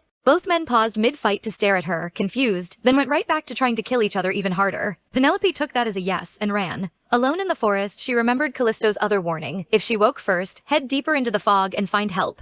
The people living there carried the blood of a monster called the soul-eater bird, which let them stay sane in fogwood. That sounded nice, but the fog was thick in every direction. She couldn't tell where to go, and if she didn't hurry, the others were in serious trouble. Then a sharp pain hit the back of her hand. It was the mark Layla had given her. It couldn't stop attacks, but it could keep her mind clear. For once, that damn dev actually helped. The more it stung, the deeper she was going into the forest, so she followed the pain. Then she spotted the butterfly made from Claire's ribbon. Is that you? Come out! We don't have time for this! She chased the butterfly to a cliff, where Claire stood at the edge as a giant hawk rushed at her. With nowhere left to step, Claire slipped and fell. Penelope could only stare in horror as she dropped. Then instinct took over. The protagonist lunged forward and barely caught the unconscious Claire, but the giant bird wasn't finished. It came diving at them again. Claire wouldn't wake up, so Penelope grabbed the dagger at her waist and slashed at the bird. The blade cut its skin, and one drop of blood landed on Claire's face. Her eyes opened. MC? Where are we? What happened? Keeping the dagger up, he rushed. Sorry, Claire. No time. Do you have any other weapon besides this? No, that's all. The protagonist's stomach dropped. This was bad. The bird moved in for another attack, but an arrow suddenly tore into its side. A sharp young voice called out, I heard a commotion and thought it was serious. Turns out it's just some kids. A blonde girl stepped in, calmly wiping blood from her arrow with her glove. At the same time, the two idiots were still fighting, swords and magic crashing wildly. In Derek's broken state, he thought he was seeing Callisto marry Penelope. Callisto laughed as he held her hand while she cried, Brother, save me. That vision drove Derek into a rage, and he attacked even harder. Callisto, eyes burning red, answered with heavy magic. A huge blast sent dust and debris flying. Penelope and Claire, who had just arrived, crouched together and shielded themselves from the falling rocks. Claire urged MC to go stop them, but he was panicking. No way, I'll die. I have zero problem leaving them like this. Claire coolly said it, and Penelope snapped back. How can you say that so easily? Then she turned and gave her best pleading look to the blonde girl watching the fight for fun. The girl sighed. Mother, daughter, why are they all like this? She smeared the bird's blood on her arrowhead and walked straight toward the two idiots. That was when the protagonist realized was that soul-eater bird blood. The blonde girl stepped between them and tapped each man on the forehead. Both snapped back to themselves at once, rubbing their heads in confusion. She slung her bow over her shoulder, drew her sword, and scolded them. Making a mess on my land? Don't you brats know better than to swing swords in front of your elders? With her arrival, the Fogwood crisis finally ended. The four of them quietly followed their elder. Derek's arm was hurt, and Penelope had wrapped it so tightly he looked half mummified. He complained, and she shot back, Be thankful I even bandaged it. Then she muttered that she'd warned him not to run off alone, and now they had to rescue him. Though at least she found Claire. Nearby, Callisto was wrapping his own arm. As long as everyone's safe. Then a snarling beast suddenly lunged at the small blonde girl. She only smirked, knocked an arrow and fired. It flashed with huge power and blew the beast away, startling all the birds nearby. Derek stared. How can someone that small use a weapon like that?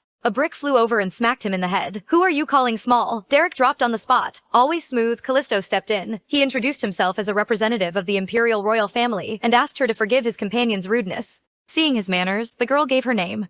I am Kate Stratus, guardian of this forest, and as you can see, I'm a mature and dependable adult. Derek had just gotten back up and stared at her. An adult? He walked over, checked her height with his hand, and burst out laughing. Another brick hit him, followed by another painful yell. Callisto and Penelope sighed at the same time. What an idiot. Callisto got back to the point. They had come to look into something. Did she happen to know someone who left this place 10 years ago? Before he could finish, Kate cut him off. She already knew. Grabbing Derek by the collar, she pointed out that this kid and that girl over there were Cecilia's children, weren't they? Everyone froze. Kate just grinned and said she had practically raised Cecilia herself. The group could only stare at her in shock. Callisto recovered first and asked her to tell them everything, but Kate pointed to the dead beast and said not yet, they could help carry her trophy back first. They followed her to the city of Stratus. To their surprise, everyone knew and respected Kate, greeting her warmly as they passed. The townspeople were just as curious about the visitors, asking what season it was outside and whether any festivals were going on. A little boy pointed at the dagger on Claire's hip. Getting the hint, she took it off. You want to play with this? Here, before he could take it, Penelope snatched it away and scolded her. She couldn't hand something dangerous like that to a child. Then MC knelt to the boy and gently explained that it was dangerous, and he had to wait until he was older to learn how to use it.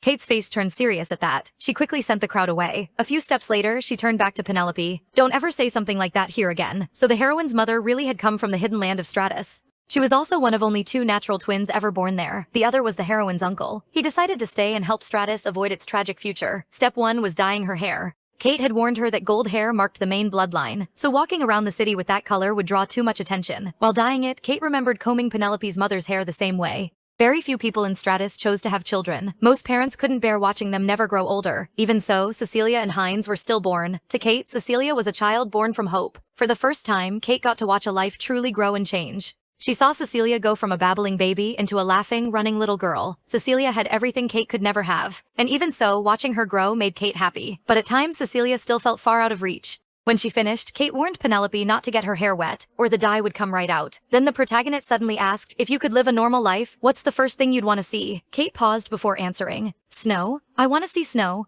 Penelope answered right away, determined to make it happen. Just then, Callisto knocked and stepped into the room. He apologized for interrupting and said everyone else was ready. He just wanted to check on her. Then he noticed MC's new black hair and reached for a strand. He told her black looked nice, but gold still suited her more. Kate shut that down fast. If that was all he came to say, he could leave. She still had to change, but Callisto said that wasn't it. There were 3 people in black cloaks at the inn entrance asking for her, and he thought she should come see for herself. Kate agreed and told Penelope to get dressed while she went down with Callisto. Once they reached the courtyard, Kate got straight to it. He had brought her out there for a reason, so what did he really want? Callisto saw no reason to dance around it and bluntly asked her to stop using Penelope's kindness. Kate fired back that she hadn't forced the protagonist into anything. Besides, weren't they both trying to break the curse? Their goals matched, so had the crown prince suddenly started hesitating. Callisto stood firm. Stratus may have ruled itself for years, but it was still part of the empire. He swore on his family name to end its 100 years of pain. Kate asked what his problem was.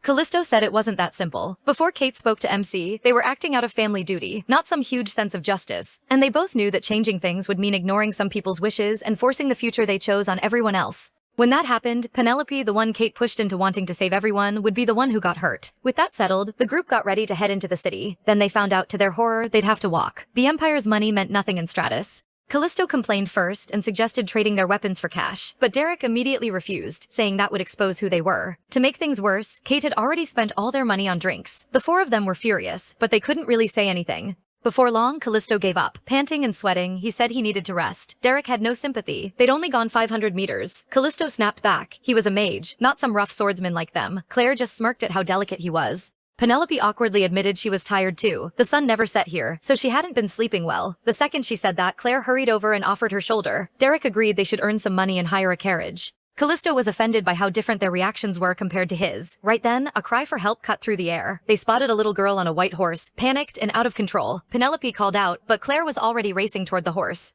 The girl slipped and screamed, but before she hit the ground, strong arms caught her. Claire had saved her. He and the others could only stare, impressed. Even the 2 men had to admit that was amazing. The girl's father rushed over, and Emma threw herself into his arms. He thanked Claire over and over. Emma had sprained her hand and was close to tears. She worried about their farm's delivery next week. Her dad couldn't handle it alone. The group acted concerned at first, then quickly offered to help for the normal market rate. Not long after, they were working at the farm where Penelope ended up pricking her finger. Emma hurried over, worried. Was she okay? After all, the protagonist had saved her, so Emma felt like they should be the ones repaying her. MC told her not to worry. Then she added that she wanted to learn more about this place anyway. She asked if Emma and her father really ran the whole farm alone. Emma said neighbors helped sometimes, but most of the time it was just the two of them. When Penelope asked about her mother, Emma said she died giving birth to her. She apologized, but Emma brushed it off. It had happened long ago, and she said she was actually lucky. Her father didn't look it, but he was in poor health. He had gone deep into debt trying to save both her and her mother. After her mother died, he raised Emma alone and paid off everything too. To her, he was incredible. Emma used to think he could do anything. She never noticed how much he gave up for her, and by the time she realized something was wrong, it was too late.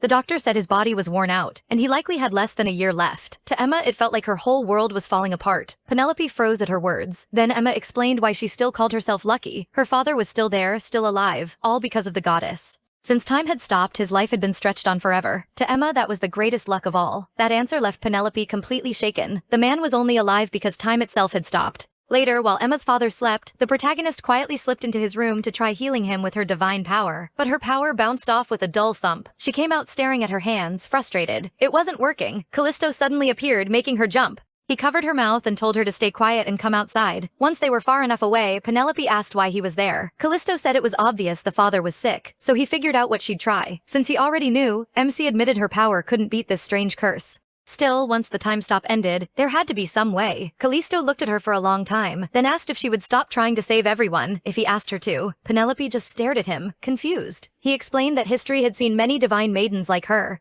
Their healing gifts gave them a strong sense of duty, and their good hearts turned that duty into a prison. In time, they all learned the world's pain never ends, and no one can save everybody. Most accepted the royal family's protection and used their power within reason. But others went further. They gave up their own lives for other people. Worried, he asked her not to become one of those, whether for duty, family, or even for his own selfish reasons. Penelope sighed. She understood, but she wanted to try first. Callisto seemed to expect that. He said that sounded like her. While they were talking, a sleepy Emma stepped outside. She normally didn't wake up this early, but with guests in the house, she had to start breakfast. She stopped when she heard Penelope and Callisto talking. He was asking how they could end the time stop. Did they just kneel and politely ask the god? Callisto admitted he wasn't sure. The god of time was known for being playful, so polite words probably wouldn't work. Maybe they could offer her something she wanted in exchange. After more than 100 years, maybe she was tired of things staying this way. Neither of them realized Emma had heard everything. After thinking for a moment, she walked over and greeted them, and Penelope greeted her back. Emma apologized for bothering them so early but said it was an emergency. The protagonist said it was fine and asked what happened. Emma claimed the tide came in during the night and damaged the bridge. It needed to be fixed, so could Penelope come with her?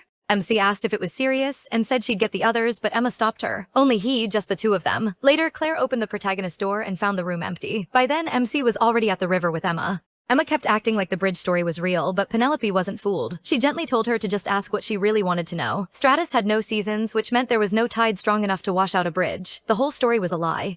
Emma dropped the act and asked who Penelope really was and why she had come. He said she was trying to break the curse on her mother, whose life had been fading ever since she left Stratus. Emma asked if that meant the protagonist only needed to save one person, her mother. MC said no. She wanted time to move again. It was the mission her mother had failed to finish. At that, a dark smile spread across Emma's face. Penelope tried to explain that birth, aging, sickness, and death were part of life, and stopping time only made most people suffer. Emma screamed that she didn't want to hear it. She begged her to trust her. She'd find a way to heal her father. Emma pushed back, and if she couldn't, was the protagonist really going to destroy someone else's precious person just to save her own? She moved closer and said she understood her. In the same place, she might do the same. Pressing a hand to her chest, Emma said people can be kind, but only up to a point. Penelope denied it, but Emma kept going. When it's your own happiness against someone else's, choosing yourself is only human. So how could Emma blame her? And if that was true, then MC shouldn't blame Emma either. Emma pulled out a dagger and rushed her. Penelope tried to stop her and told her to calm down, but she had to fight back because Emma wouldn't listen. Emma just screamed at her to shut up. Realizing words were useless, she remembered what Callisto said. Divine power could be used to attack too.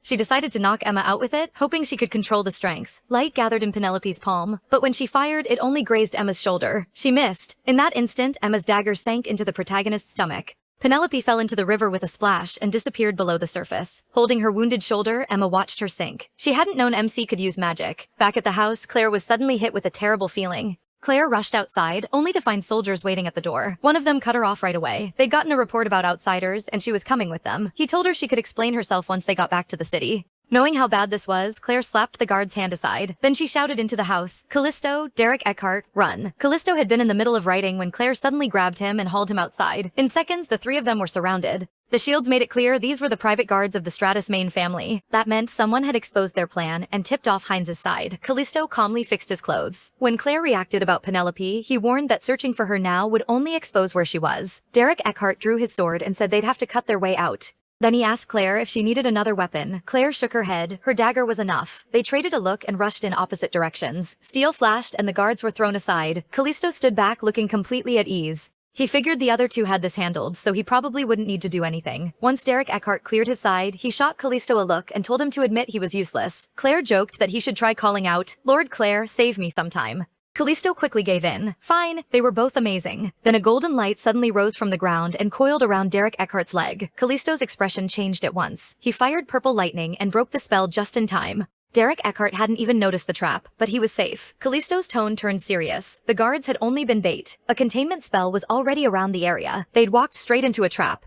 A voice rang out, noting that astrological magic meant one of them had to be from the royal family. The speaker was Heinz, the head of the group that wanted time to stay frozen. He asked which one of them was Cecilia's child, the one Kate had taken in. At that, Derek Eckhart rushed him with his sword. Heinz dodged easily, caught Derek Eckhart's wrist, and kicked him away. With a sneer, Heinz mocked his face. Then he said a child who hadn't inherited Cecilia's magic was worthless. Coldly, he asked if they were hiding anything from him. Meanwhile, Penelope drifted through a strange place that felt like another world, lying among flowers as if she'd crossed somewhere far away. In truth, she was still unconscious at the bottom of the river while rain poured down above. Then she jolted awake with a sharp breath. A maid she didn't know was leaning over her. The woman called her Lady Penelope and said it was time. They had to get ready to leave. Confused, the protagonist looked around and asked what they were preparing for and where they were going. The maid met her eyes already close to tears. They were going to the Duchess's funeral. Horrified, Penelope soon found herself at the funeral, surrounded by mourners. Her mother, Cecilia, lay there among white flowers. MC reached for Derek Eckhart's hand, but he pulled away and told her not to speak to him right now.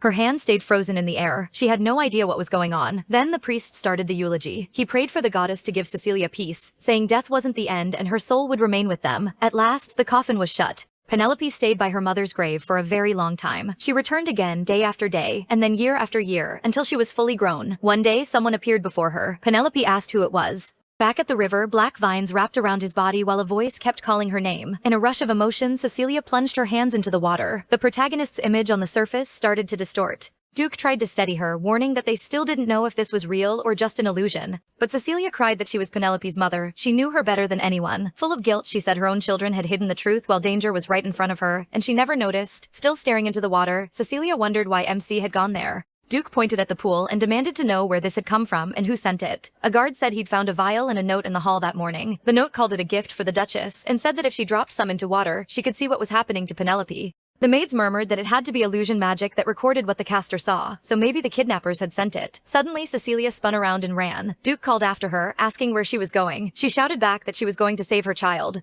Duke caught her arm and told her to calm down because they still didn't know whether this vision was even real. And if it was, he warned, showing it to her was probably meant to push her into a reckless move. Cecilia fired back that if it was real, she couldn't ignore it. They were the children she'd given up everything for. She stood firm and swore she wouldn't let anything happen to them. In a prison cell in Stratus, Claire paced back and forth. Callisto finally told her to stop because she was making him dizzy. Claire snapped that he was missing, so how could he stay so calm? Callisto shot back that he wouldn't be safer locked up with them. Claire said Heinz's men had searched the whole estate and still couldn't find her, which only made her more afraid something had happened. Callisto stayed calm. In his view, the protagonist wasn't someone who went down that easily. He also pointed out that he and Claire had been locked up together, while Derek Eckhart, who had Stratus blood, was taken alone to the basement. If they'd thrown Derek Eckhart in here instead, things would probably be even worse for him, so he told Claire to stop panicking. Since they rarely got time alone, they should talk about something they normally couldn't. Caught off guard, Claire asked what he meant, and Callisto brought up Altina. In the basement, Heinz sliced open his own palm and let the blood fall onto a golden magic circle. Derek Eckhart was forced onto his knees on the circle, his hand cut so his blood mixed with Heinz's. The circle only gave off a faint glow before Derek Eckhart was thrown aside. Heinz said it failed. His blood alone wasn't enough to open the portal.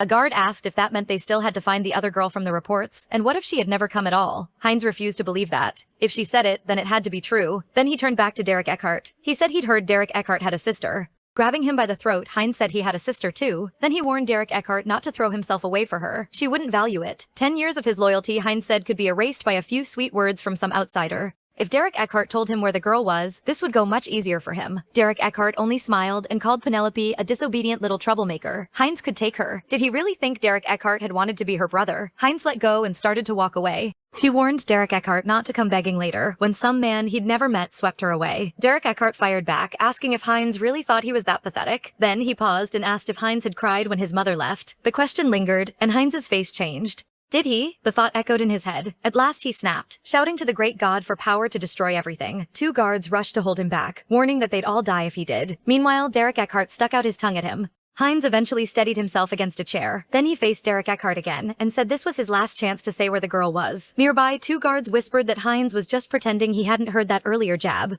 The second guard laughed, and both of them got beaten for it. After that, Heinz kept questioning Derek Eckhart, saying this was bigger than one person. Hundreds of thousands of lives were involved. Derek Eckhart asked what the portal actually did. Heinz answered that it brought back those who had left, and Derek Eckhart was stunned. Heinz explained that people from Stratus who left the land were marked as traitors to the god and cursed. That was the price, he said. Even so, many still chose the outside world, even knowing they might die, just so they could feel time move again. As guardian of the border, Kate had seen too many cases like Cecilia's. After she left, Kate sealed the border, and now the portal was the only way to reach those still alive. Derek Eckhart asked why any of this mattered if even death couldn't stop people from leaving. Heinz answered that all of Stratus was one whole, and the selfish choice of a few made everyone left behind suffer. As twins, they had been born to give up everything for this place. After that, Heinz left the basement. A voice came from the shadows. It asked whether hiding the truth from Derek Eckhart like this was really the right choice, and why not tell him time in Stratus hadn't vanished at all. It was Teresa.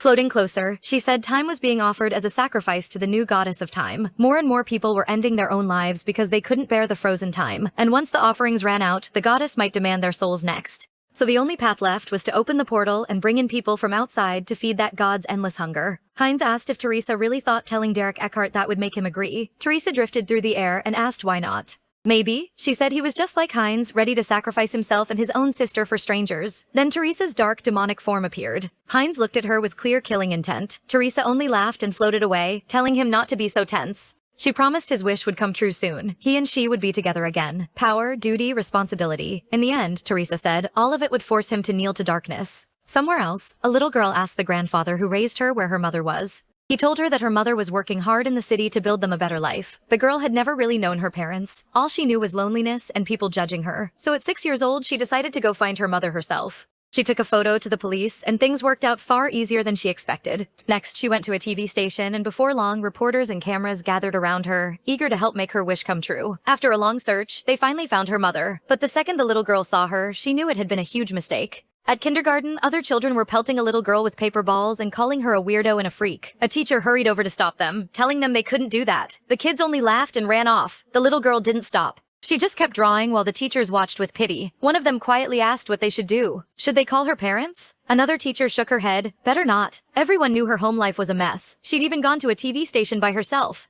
Anyone would have cracked under that kind of pain, so it was hard to fully blame her mother. Still, her mother's cold stare stayed with her forever. Then a hand covered hers. It told her to let it go. The dark goddess pulled the girl close under her black wings and whispered that she'd make a world where everyone loved her. After all, they had made that promise. It all started with one drawing, a picture of the goddess of light and the goddess of darkness happily holding her hands together. Back in the present, Penelope groaned and jolted awake from a sharp pain. Black vines surrounded her. The last thing she remembered was being pushed. Then she noticed the vines were drinking her blood. Above her was an endless night sky, probably an illusion made by magic. The place felt wrong. She searched for a way out, but every path brought her back to the same spot. Then she got an idea and cut her wrist, letting blood drip onto the ground. Just as she thought, the vines sensed it and rushed toward the fresh blood. Penelope slipped away before they could reach her. If the vines were chasing blood, maybe they'd lead her out. It was her only chance. Soon enough, she spotted a patch of bright sky ahead. Right then, a hand reached toward her. Penelope cried out. A voice quickly called to her. It was her. MC grabbed the hand. Back in the cell, Callisto asked Claire if she knew Altina. Then he brushed it off and told her to forget it. But Claire answered right away. Of course she knew. Altina was the mighty goddess who had shown her the right path. That caught Callisto off guard. Claire's whole attitude had changed, so he asked what Altina had told her. With wide, feverish eyes, Claire said she had learned the truth of this world, that she was born for Miss Penelope's sake. Callisto stared at her in shock and asked what she meant. Instead, Claire asked if he knew why he was a prince. That only stunned him more. Was it to serve as king for the country and its people? She threw out the question, then burst into laughter. What nonsense. He wasn't made to be king because of duty. He was made that way because young girls love the idea of a prince. That was all. Callisto could only repeat duty as king under his breath, trying to process it. Then Claire pushed further, asking who he thought had given him life. She didn't stop there. Claire said making a deal with the royal family after they became self-aware had been a mistake, and that was why she existed. Her purpose was simple: love him, protect him, and treat her as the only thing that matters. According to Claire, that was the duty of everyone born in this world. No matter what, she would keep the promise she made back then, even if the protagonist forgot everything. Callisto demanded to know who she really was. Before Claire could answer, the door slammed open and someone tied up was thrown inside. Claire cried out at once. It was Derek. Callisto tried to stop her. He still wanted answers about what she had just said, but Claire only looked confused and asked if she had said anything strange. Callisto let out a frustrated sigh. From the floor, Derek muttered an apology for interrupting and asked someone to untie him.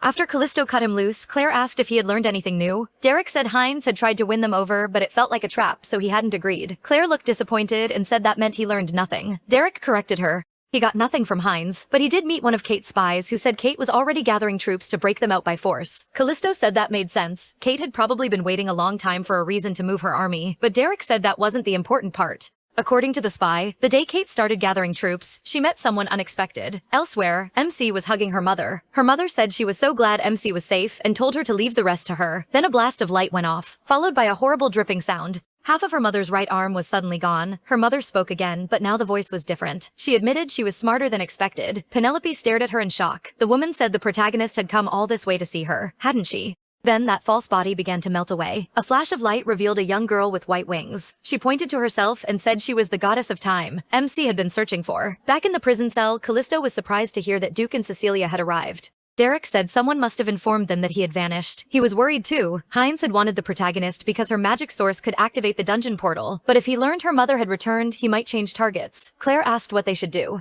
Derek said they had to escape first and find Penelope fast. He was worried about her. Callisto stopped him and repeated one part in disbelief. MC's blood could activate the portal? At the same time, the goddess of time floated nearby, twirling a strand of her hair. She called the protagonist a divine maiden, just like Altina had said, and admired her powerful magic source. Letting it go to waste would be a shame. As she spoke, the strand in her fingers glowed blue. MC swung at her and the goddess jumped back. That confirmed it. She was trying to steal MC's magic. The goddess licked her fingers and said she had hoped to take it while he was off guard. Since that failed, she'd do it by force. A blinding blue attack shot at the protagonist and she barely dodged in time. More blue magic circles filled the air as the goddess sneered that she would simply take it by force. Then she aimed at MC and every circle fired. Penelope dodged wildly, but there were too many. She knew she was in trouble. Explosions swallowed her from sight. The goddess laughed and wondered if she had killed her by accident. Altina might get angry, she said, but soon that wouldn't matter. Before long, they'd be equals. Suddenly, a golden beam burst from the smoke and slammed into the goddess, knocking her to the ground. Penelope's voice came through the dust. She said she had been wondering why a god would curse the very land she was meant to protect.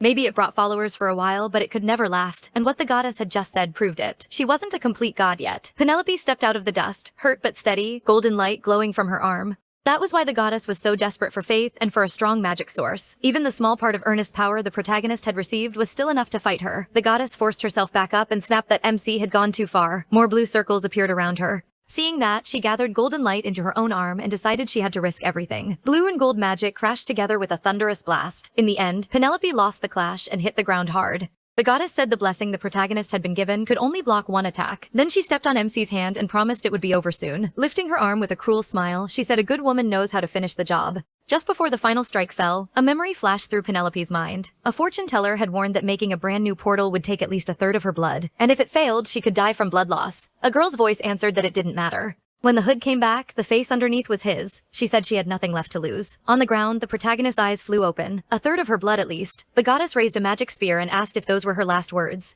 Instead, Penelope thrust her hand upward, straight at the spear's tip. The goddess was startled, then flicked the spear aside, sending blood spraying through the air. She scoffed and asked if MC was trying to kill herself. He looked up and told her they'd see. A golden magic circle hummed into the sky, and bright gold light exploded from Penelope's body. It was so bright even the goddess couldn't face it. Then a huge blast threw the goddess backward. When the light finally faded, the protagonist was gone. Black vines burst from the ground and wrapped around the goddess. She screamed MC's name in fury and swore to make her pay. In the real world, a heart monitor started beeping wildly. Doctors and nurses rushed to save the patient, but one of them said it was no use. Her blood pressure was dangerously low. If she didn't wake within 10 days, the odds of her ever waking up would be tiny. It had already been half a year, and someone suggested they should think about ending life support. Then Penelope slowly opened her eyes, wondering who was talking. She sat up and looked toward the sunlight coming through the window. A cup hit the floor with a crash. Cecilia was standing in the doorway. She ran to Penelope and held her tight, overwhelmed that she was finally awake. He leaned into the hug, realizing this time it was real. She called her mom and asked how she got there.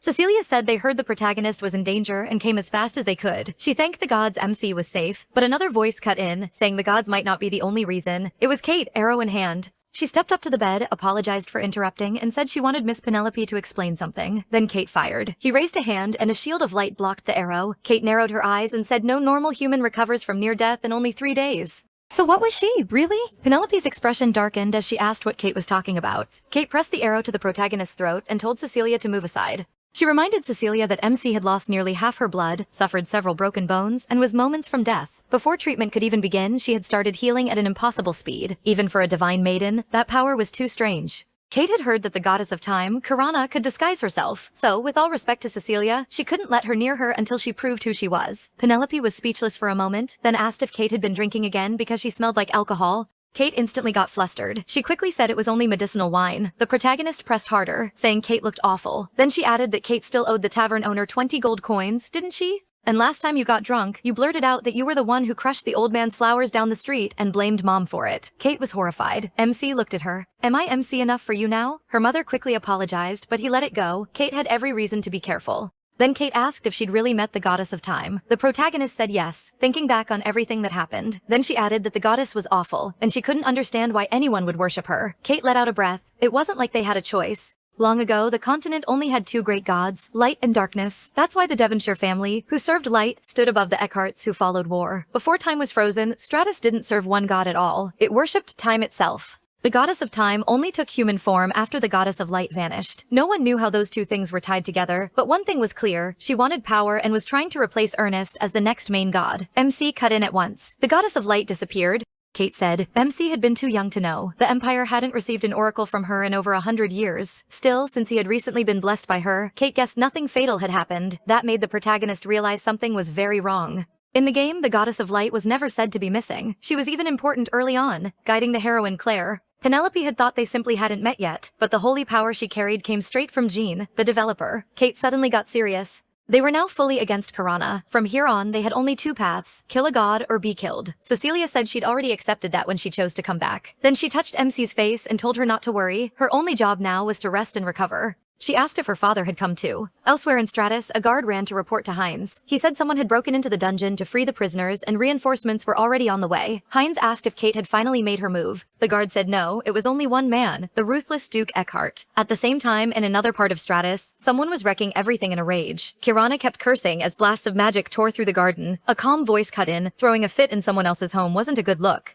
Kirana snapped back that it didn't matter. This was her sister's domain, and no one even knew where she'd gone. The dark goddess calmly said that wasn't certain. She and her sister had always been 2 halves of the same whole. Kirana laughed and mocked her, saying she thought the dark goddess wanted all the power and had secretly gotten rid of her sister. That made the dark goddess go cold. She wasn't going to let that comment pass. Kirana just turned away and kept wrecking the garden. She asked why she'd been called there, because once this was over, she had a girl to kill, the one who dared humiliate her. The dark goddess said that as her senior, she should offer one warning, so Kirana couldn't say she was never told. Don't pick fights with the wrong people. Kirana brushed it off and laughed. Who was that girl supposed to be? And who was she? She even sneered that Altina's jokes were going too far. Altina floated closer and told her not to get upset. She'd actually called her there with good news. Kirana had always wanted to become a main god, hadn't she? Then she leaned in and whispered that no matter how strong a mortal's magic was, a mortal was still just a mortal. Absorbing that power would take far too long. But if Kirana could get her hands on the divinity of another demigod, that would change everything. Back at the prison, the guards were on full alert. While the chaos spread, Callisto, Claire, and Derek Eckhart used the chance to escape. Claire worriedly asked if they shouldn't help him. Callisto told her no, she'd only get in the way. Outside, Duke Alger tore through the guards like a storm. None of them could stop him. A guard told Heinz that backup would arrive soon. Heinz stopped him and ordered them to stand down. It was pointless and would just get more men killed. This was Duke Eckhart, the man who inherited the power of the god of war. As the 3 escaped, a sudden dread washed over them. Kirana appeared in front of them, smiling with a spear in hand. Callisto shouted for them to run, but they were already too late. 2 bodies dropped hard to the ground next to Derek Eckhart. It was Callisto and Claire. Derek Eckhart froze. Kirana stepped in front of him with a cruel smile and said she was sorry, little boy, but she needed him as a hostage. When Derek Eckhart was little, he trained harder than anyone, waking before the maids to practice. It wasn't easy growing up under the weight of the great empires that came before. His own land had once been torn apart by endless war, until people started to doubt what justice even meant. In the end, the goddess of light and the goddess of darkness joined hands to stop it. The god of war fell, and the empire entered centuries of peace. After that, the family chosen to guard the fallen god's divinity was the Crimson Eckhart family. People called the Eckharts cruel and ruthless, but his father taught him that power existed to protect what mattered. His mother used to say his father was just shy and bad at speaking, but to Derek Eckhart, he was a hero. Whenever haircut day came, Derek Eckhart would hide, and the maids would beg him to cooperate, warning that the other kids would laugh at his long hair. Still, he'd stay tucked under the table. Only his mother could coax him out, and even then he clung to her. When she asked why he hated cutting it, he'd blush and admit he wanted to look like his father. He had always copied him in his own awkward way, chasing the same strength. That never changed. He kept training because he wanted, one day, to be useful to him. That was the future he believed in. But now he was the one being held hostage by the goddess of time. The Stratus guards shouted, asking who was there, but Heinz immediately told them to kneel. Before they even understood, he was already on one knee, warning them not to speak. The goddess had descended. Karana landed, dragging Derek Eckhart behind her. She walked up to Duke Alger and asked if he was the current head of the Eckhart family. For a mortal to wield the god of war's power, she said, was impressive. Then a blast of magic ripped past the Duke and gouged the ground. Calling him a little too confident, she tossed Derek Eckhart down. She said she was there to make a deal, give her the god of war's divinity, and she'd return his son. With that same twisted smile, she asked if it sounded fair. Duke Alger said nothing. Karana warned him not to think too long. She wasn't patient. Then another voice answered that there was no need. Derek Eckhart sprang up and struck at Karana. She dodged in shock, and in that instant, the Duke fired a blast of magic straight into her chest. Clutching her wounded shoulder, she said it seemed he didn't care whether his son lived or died. Father and son stood side by side and answered, no, it just wasn't necessary. Elsewhere, a carriage rushed forward with Penelope and Cecilia inside. Cecilia held the protagonist's hand and told her not to worry. As long as he was there, things would be fine. That helped MC breathe easier. For now, at least, he was safe. He thought about Kirana's two ways of gaining power, through the faith of the oppressed and through her curse. Cecilia had been one of those victims. Since Kirana wanted her magic source so badly, Penelope doubted her parents' meeting had been an accident. But in the game, even after her mother's death, Stratus didn't fall apart right away. That meant the ritual to become a true god wouldn't be complete until the start of the main story, 10 years later. As long as Kirana was still just a demigod, they might still win if they worked together. There was still time, though the protagonist couldn't shake the bad feeling in her chest. Back in Stratus, the fight between Kirana and the Eckharts was wrecking the city. Kirana was being pushed back, dodging again and again without finding a chance to strike. Then her eyes shifted to Derek Eckhart on the ground with his sword raised, and a cruel smile spread across her face. A black feather rose and formed a magic circle above him, but the circle suddenly shattered, and the pieces fell in front of his eyes. His gaze went empty. A sharp headache hit and dizziness followed. His father asked if he was all right. Derek Eckhart said he was fine and leaned on his sword, telling him to chase her, but Kirana had already disappeared. The Duke said she'd fled and moved to support his son. They needed a doctor. The moment he reached out, Derek Eckhart suddenly moved and drove his sword into his father's body. The Duke coughed up blood. In the Dark Goddess's domain, her voice echoed out. Claire, the one reborn. Callisto, the one who will be sacrificed. Derek Eckhart, the one who wants to protect. Alger, the one who failed to protect. Kirana, the one who must be defeated. All of them, she said, would witness her rise to godhood. Cecilia held him as Alger whispered an apology. He hadn't expected Kirana to do that. Derek Eckhart, he said, carried a heavy sense of duty, so Cecilia would have to help him endure this. She sobbed and begged him not to speak. His wound was too serious, but he said they hadn't truly talked in a long time. He wondered if taking her away from that place had been a mistake since he still couldn't free her from the curse. As he touched her face, he asked if she regretted it. Cecilia wiped her tears and said no. Time had only started moving for her because of him.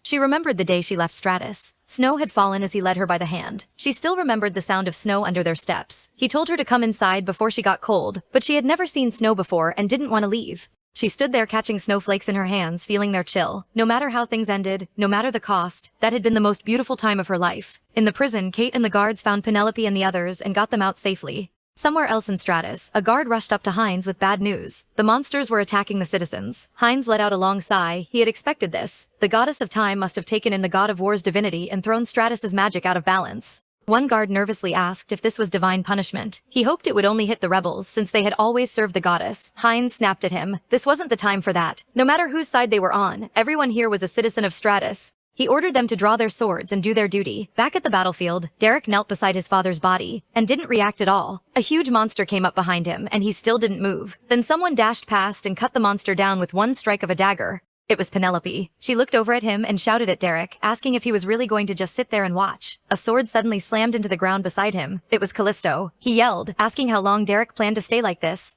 The people in danger were his mother's people, and the blood of the god of war ran through him. This fight wasn't over. He couldn't break down before Penelope came back, so Callisto told him to pick up the sword. Then we hear a letter from Cecilia. To my dear MC, on your 18th birthday, I want to tell you a story. I was born in Stratus, a land on the edge of the empire. There, spring never ended, and day never faded. But because I grew up there, it never felt special to me. The first time I saw him, he had just made it through a terrible battle. He was badly hurt and covered in blood. I still don't know how he got past the Stratus barrier and into our land. The rules said I should report any outsider to the elders right away. But maybe because I was curious about the world beyond Stratus, I hid him instead. His name was Alger Eckhart. He had only been a knight for a year. He told me his squad was attacked by beasts during a retreat, and he was the only one left alive. Things like that happened all the time. One person's peace always came from someone else's loss. Back then, I didn't really understand death. I only knew it was something deeply sad. But he saw it differently. He said people value life because death exists, and the living carry on the wishes of the dead. That's how humanity keeps moving forward. He told me that Stratus, in all its perfect stillness, had lost any future. He didn't like living there. He said beyond the forest, there were mountains, and beyond those mountains, there was a sea.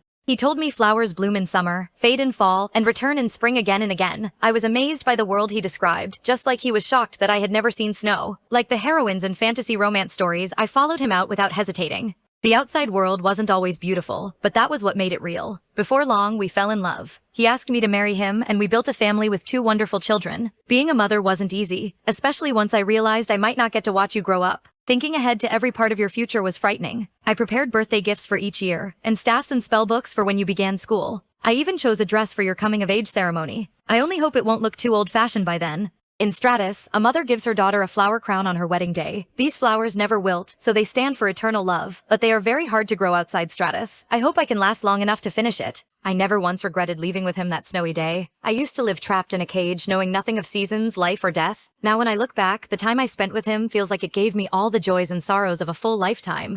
No matter the cost, having you both is the most beautiful thing I have ever done. So, it's alright, life shines so brightly that there is no reason to fear death. You are my most precious daughter, and proof that I truly lived. Please keep living proudly. Wrapped in golden light, Penelope entered the goddess of time's domain and shouted for Kirana to show herself. Kirana's voice echoed back, amused. She mocked her, saying that if she had come to celebrate a new god's birth, her attitude was awfully bold. The protagonist demanded the god of war's divinity back. Kirana brushed it off and said it was already too late. Penelope only laughed. She pointed out that the divinity in Kirana's chest still hadn't fully fused and swore she'd tear it out with her heart. That made Kirana furious, and she fired off a wave of magic circles. MC rushed straight through them, trying to break in. Explosions rang out, and Kirana laughed at her. She mocked what looked like his torn clothes left on the ground, saying the protagonist had acted tough but was too scared to move before real power. Before she could finish, the protagonist appeared behind her and swung. Her blade struck the divinity in Kirana's chest with a sharp clang. Blood sprayed as Kirana was blasted away. MC landed lightly. Kirana was stunned. She had direct access to Ernest's power, infinite regeneration. And after taking that hit, her magic had grown even stronger. She was absorbing Kirana's attacks. Kirana realized she couldn't drag this out.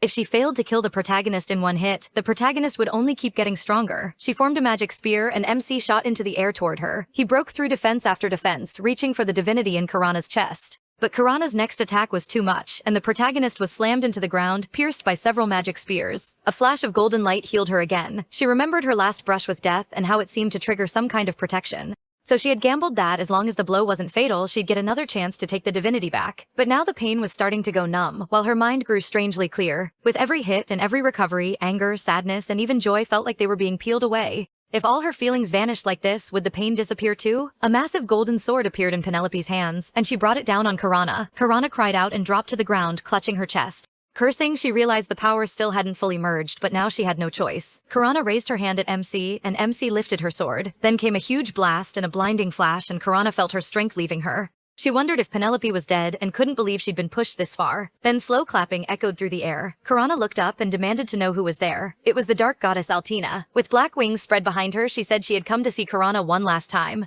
In an instant, countless chains wrapped around Kirana and lifted her into the air. Kirana screamed, asking what Altina had done. Altina calmly said she had done nothing. Lifting her chin, she reminded Kirana of her warning, not to mess with people she shouldn't have touched. A code-like image of Penelope appeared in front of them. She pointed at Kirana, and the goddess's eyes went wide with fear. Kirana screamed no, and her image flickered out like a computer shutting down. Then the world went. The system is screaming in red as the whole server goes into a total meltdown. Absolute panic mode. Jean blocks the force quit because it's too risky for Penelope's actual brain. They finally trace her real-world ID to a hospital nearby. Our poor girl's on life support, and her mom is the only one refusing to give up on her. I'm actually tearing up. There's nothing left for the team to do but hope she wakes up from this nightmare. Dean looks like he's about to hack the literal universe, but inside the game, it's total nightmare fuel with monsters raining down on everyone. Our girl Claire is being a total hero and getting civilians to safety while the world ends. Even Callisto can feel that the divinity in the air is changing. Poor Cecilia can only watch the storm from her window as these weird blue lightning snakes take over the sky, and it's honestly getting a little spooky considering this loop has been running for 137 years. Claire can feel the world shifting as lightning tears through the sky. This mysterious goddess manifests, but she's glitching out because her presence is literally breaking the server. Callisto doesn't waste any time and pulls his sword, demanding to know exactly who she is. The entire world dissolves into a mess of error codes, leaving the guys stranded in a digital abyss.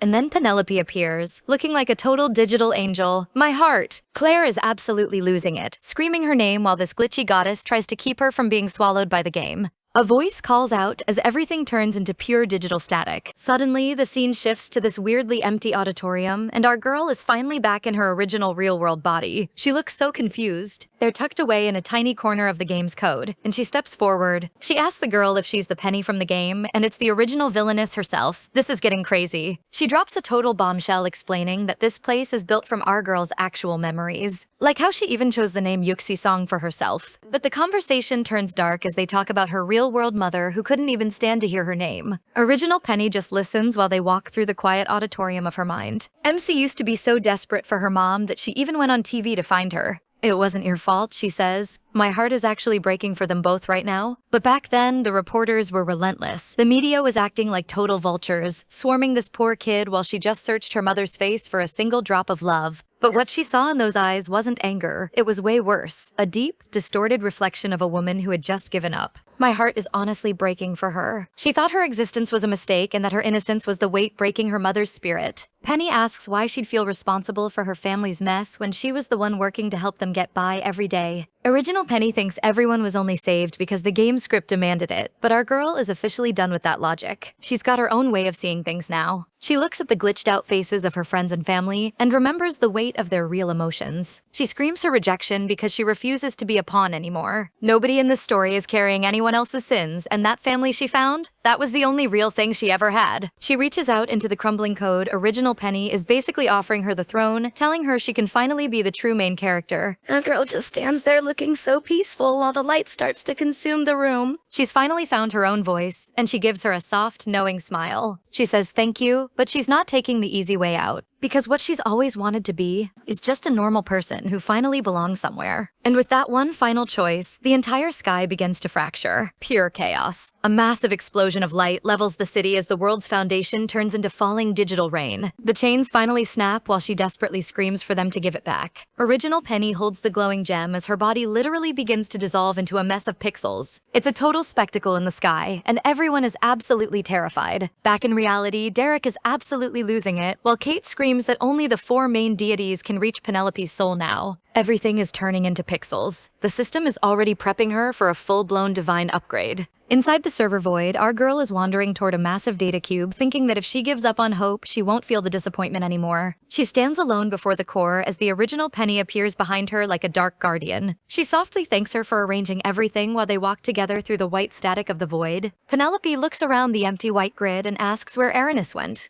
And a soft voice answers that she's actually been right here the entire time. Our girl asks what happens to her now that she doesn't have a body left to inhabit, and the goddess reminds her that this whole world was her creation. Pure static. She tells her this is the final mission she has to carry, looking so bittersweet while she prepares to pass on her power. A glowing gem begins to float toward Penelope's neck and she hesitates, knowing there's no turning back from this.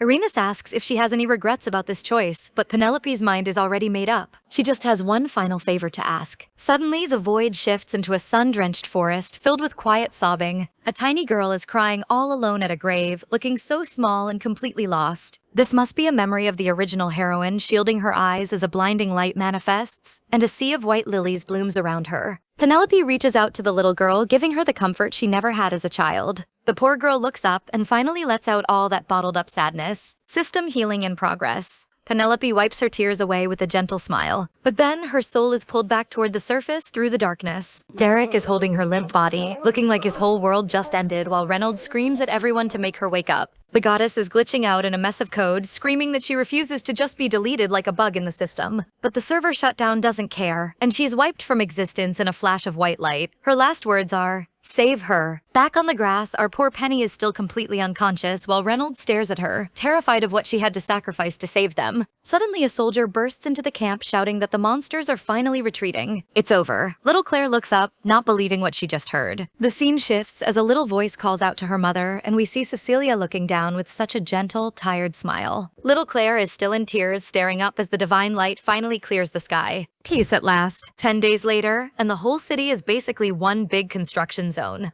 Life is finally returning to the streets, while Claire is being a total grumpy pants on the balcony. She tells Callisto to quit bothering her, but he's already pivoting to trade deals and imperial business. Inside the palace, everyone is still hovering over our girl, and Claire is the first to shout that she's finally awake. She remembers them screaming for her to wake up when she was trapped in that weird dream space. But now she's actually here, looking a bit pale but definitely alive, resting in her massive, fancy bed. Everyone is so relieved to see her finally sitting up and moving. She gives them a big smile, saying she just needed a really long nap. The purple-haired girl tackle hugs her while someone tells her to give Penny some air.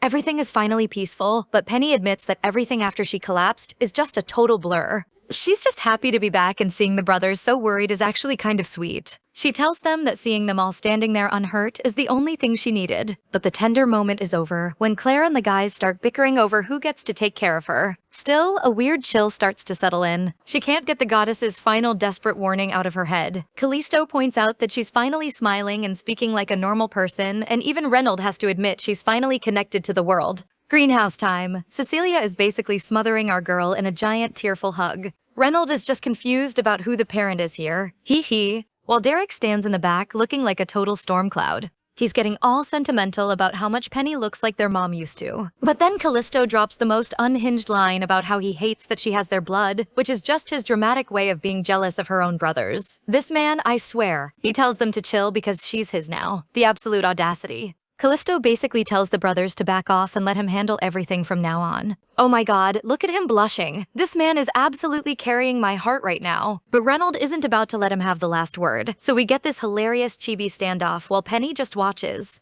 He asks Penny if she even remembers their family looking way more serious than usual. He catches her alone in the garden to let her know it's finally time for them to return to the capital. No more hiding away. They're just having a moment in the greenhouse when a bolt of lightning literally strikes the glass roof. Reynolds is totally confused because the sky was perfectly clear just a second ago. The whole system starts to groan and crackle, and we cut back to her bedroom where she's waking up to the storm getting way worse. She hears a voice calling for Claire, followed by an absolute soul-piercing scream. Little Claire is right there at her bedside, looking completely terrified. They both stare out at the gray, glitchy sky, wondering how a typhoon is even possible in the dead of winter. Then Penelope's mind drifts back to a much calmer time when the sun was actually out and the palace was quiet. She remembers just sitting there, combing Claire's hair, and the poor girl was basically ascending to heaven.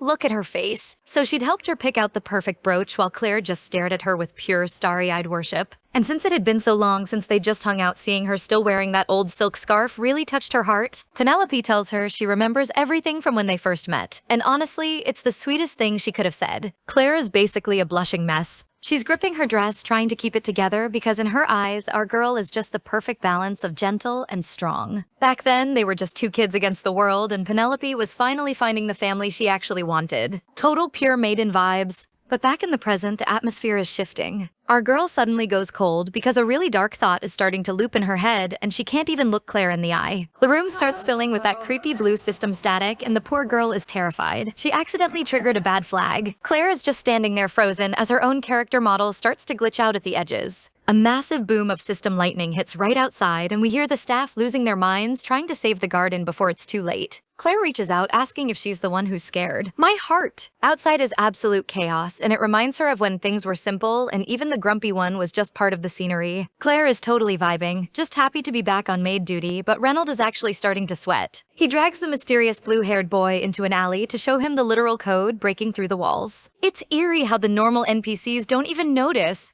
They're starting to connect the dots to Penny, and whether her divine maiden status is actually a virus. They think her fight with the goddess of time triggered a server-wide error, but they're still just guessing. Then the kid asks for a walk. Okay, but why is this random NPC so cute? Haha!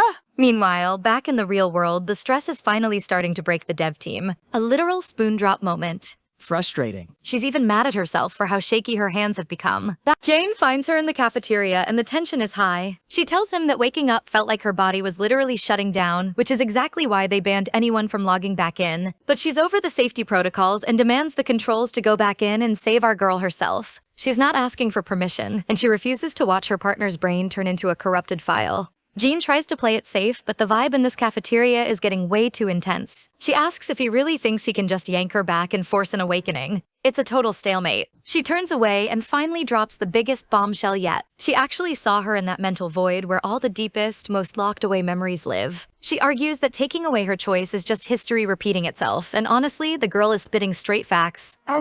Jean sits there brooding, wondering if Penny really used wanting to be loved as her literal password. The system prompt pops up asking what she truly wishes for, and our lead dev looks like she's ready to break every rule in the book. Back in the game world, the rain is still coming down hard, while the narration gets all deep about finding true love in a fake reality. Suddenly, a group of cloaked figures find something in the woods, and the system starts rewriting the story right before our eyes. It's an old sketchbook left out in the rain, and the group huddles around the fire to see what's hidden inside. Definitely not just some random art project. Red Hair explains that a mysterious woman was practically begging them for help before she vanished into thin air, and he had a hunch they'd find a save point clue right where she despawned. When they flip the page, they find a drawing of 3 winged goddesses that looks way too much like our Penny. Wait, what? The drawing starts to pulse with that familiar blue glitch energy, and the system literally drags them into a hidden memory file. The sketchbook starts glowing like a literal portal as the dark forest melts away into a world of cherry blossoms. They're watching a memory of 2 girls in a field, and this stunning blonde woman leans over with a smile. Our girl is completely short-circuiting. Look at those swirl eyes.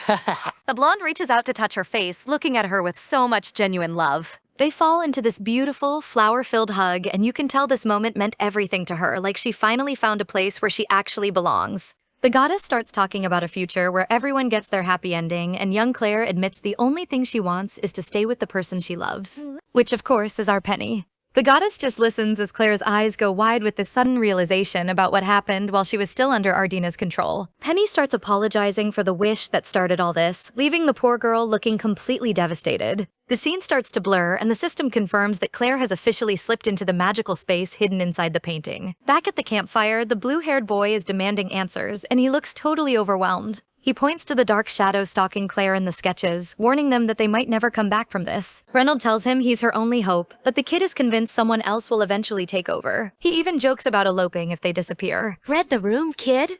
The system is throwing major sequence errors at Claire as her happy family memories literally start to crack. But he's got one final thing to set straight. That perfect family memory starts shredding into digital static, and poor Claire is absolutely losing it. The goddess asks if this is her final answer, but she just screams no. She's huddled on the grass, totally broken, admitting she's scared that being free just means forgetting everything they shared. Aranis just stands there looking like the loneliest person in existence before telling Claire she has to go back now. The system's divine logic appears as a glowing knight to end the session, and it basically kicks her out of the file. No more memories for you. The system knights surround Claire with their spears, basically telling her that a goddess's word is law. Irenes looks at her with those cold, empty eyes before turning her back on her completely. But Claire isn't backing down, not even when she's outnumbered. Damn, she is absolutely fuming now, and she drops a total bombshell, telling the goddess to just kill her if she's really going to leave. Irenes freezes, looking totally stunned as Claire literally grabs the tip of the glowing spear. Claire is absolutely stunned, and Aranis looks like she's actually struggling with her own cold logic. She's holding onto that spear like it's her only lifeline. She reminds the goddess that she's the one who wrote this story in the first place, and she refuses to let it end like this. The tension is insane as she grips the sharp blade with her bare hands. She's officially done taking orders from the script, looking ready to fight the entire system just to stay by Penny's side. But Aranis panics and shouts for the knights to restrain her. And just like that, the system guards close in on her from every single angle. The knights move in like machines, and Claire grunts in pain as they force her back. She's coughing and struggling to breathe while Aranis tells her she'll forget everything, like that's supposed to be a favor. She refuses, even when the spears start lunging from every side. My heart, she's actually bleeding. The system is drawing blood just to force her out, but she's still standing her ground. Arenas begs her to stop, seeing how much this is breaking the poor girl. Claire just smiles and says she's happy as Penny just cries. She starts thinking about how she's always followed in her footsteps, basically worshipping her like an angel. The goddess looks devastated, but Claire finally feels like they're standing on equal ground. She's done being just a maid. She wants to be a real friend. She's screaming for the system to stay back as her world crunches. Look at that smile. She is officially ride or die for our girl. The knights literally strike her down, and seeing all that blood is just too much. Penelope is completely paralyzed, screaming Claire's name as the thorns close in. The whole vision starts to bleed into white, and she's already spiraling into that familiar guilt. Suddenly the scenery shifts, and the library walls start manifesting around her again. She's back in the server core, clutching her head and praying that it's finally over. She spots the blue-haired boy just chilling on the stairs, reading through these glitchy-looking books to pass the time. The library is massive. He starts talking about transient connections and all the memories flickering through the server, just fragments of a story. He asks if Claire was the first person who didn't give her what she wanted. He's basically offering to rewrite the whole thing, asking if that would actually save her. But he warns that Claire will always refuse to let someone else decide her fate. Penny screams a flat-out no, realizing the original villainess never actually had a choice in this mess. She's breaking down, realizing the entire script was just a reflection of her own desperate need to be loved. The blue-haired boy just watches her as memories of her younger self start asking the hard questions. He's still holding that glitchy book while she admits she hated how the system played the sacrificial god card. It's so messy. She's calling out the goddess for telling everyone else to be open, while she kept her own heart under total lock and key. She's finally standing up to the one person who knows all her secrets. Splash! A memory of a tiny, hard-working Penny wipes her forehead and gives the biggest, most precious smile as she runs right past them. The blue-haired boy asks if she's really okay with the people who hurt her getting exactly what they wanted. He says he honestly hates tragedies and just wants people to live the lives they choose. Penny looks down at the glowing book with such a gentle expression, but she tells him that trying to force a perfect finish just sounds like egotism. He just gives her this soft, knowing look, promising her that everything is finally going to be okay. It feels like a breath of fresh air. He's spent so long watching these stories unfold from the sidelines, seeing her friends and family finally find their own happiness. Even the strangers she barely noticed in the background. He had to make sure all their paths lined up perfectly so they could finally reach the end of this long, messy journey. Ah, look at them!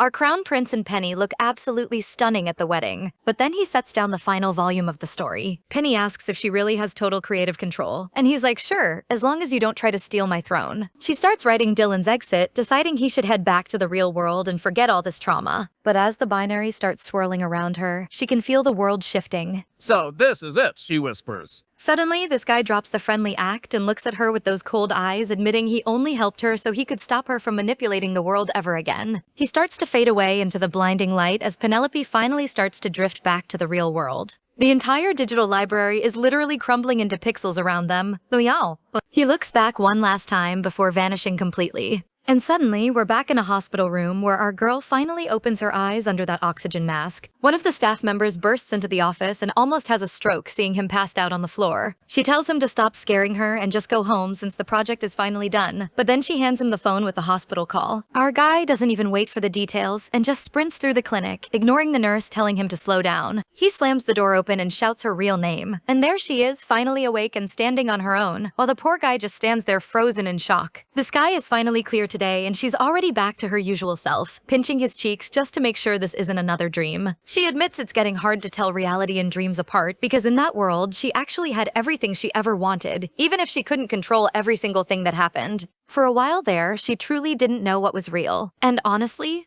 maybe that was for the best. He tells her she's got a chance to start from zero now, but Penny's expression stays totally unreadable. Wait, he's definitely getting a bad vibe from that look on her face. Penny asks for a favor while looking out at the beautiful day, her mind drifting back to the memories she tried so hard to bury. We get a glimpse of her childhood in the real world where it was all just constant fighting over toys and her mom losing her mind over every little thing while she just sat there. She was always being yelled at while the neighbors just watched the family drama unfold. They'd say she'd been totally spaced out for months, just a hollow shell of a girl, leaving everyone to gossip about how tragic her life had become. People always said her mother must have loved her so much, but they didn't know the truth. Calling her mother felt more like a heavy burden than anything. She came straight here the second she was discharged from the hospital. Her hands are still trembling as she tells her mom she'll just leave if she isn't wanted anymore. Poor girl, she's still so scared. It's like she's being dragged back into a memory from 20 years ago. Back to when she'd just been accepted into a top glasswork school and everyone was praising her as the daughter of a legendary artisan. Her life seemed so perfect back then with a top-tier career and everyone looking up to her. She even had a fiancé who was always her biggest cheerleader, making her feel like she finally had the life of her dreams. But one night he texts that he's stuck late at work again and asks if she's okay walking home by herself.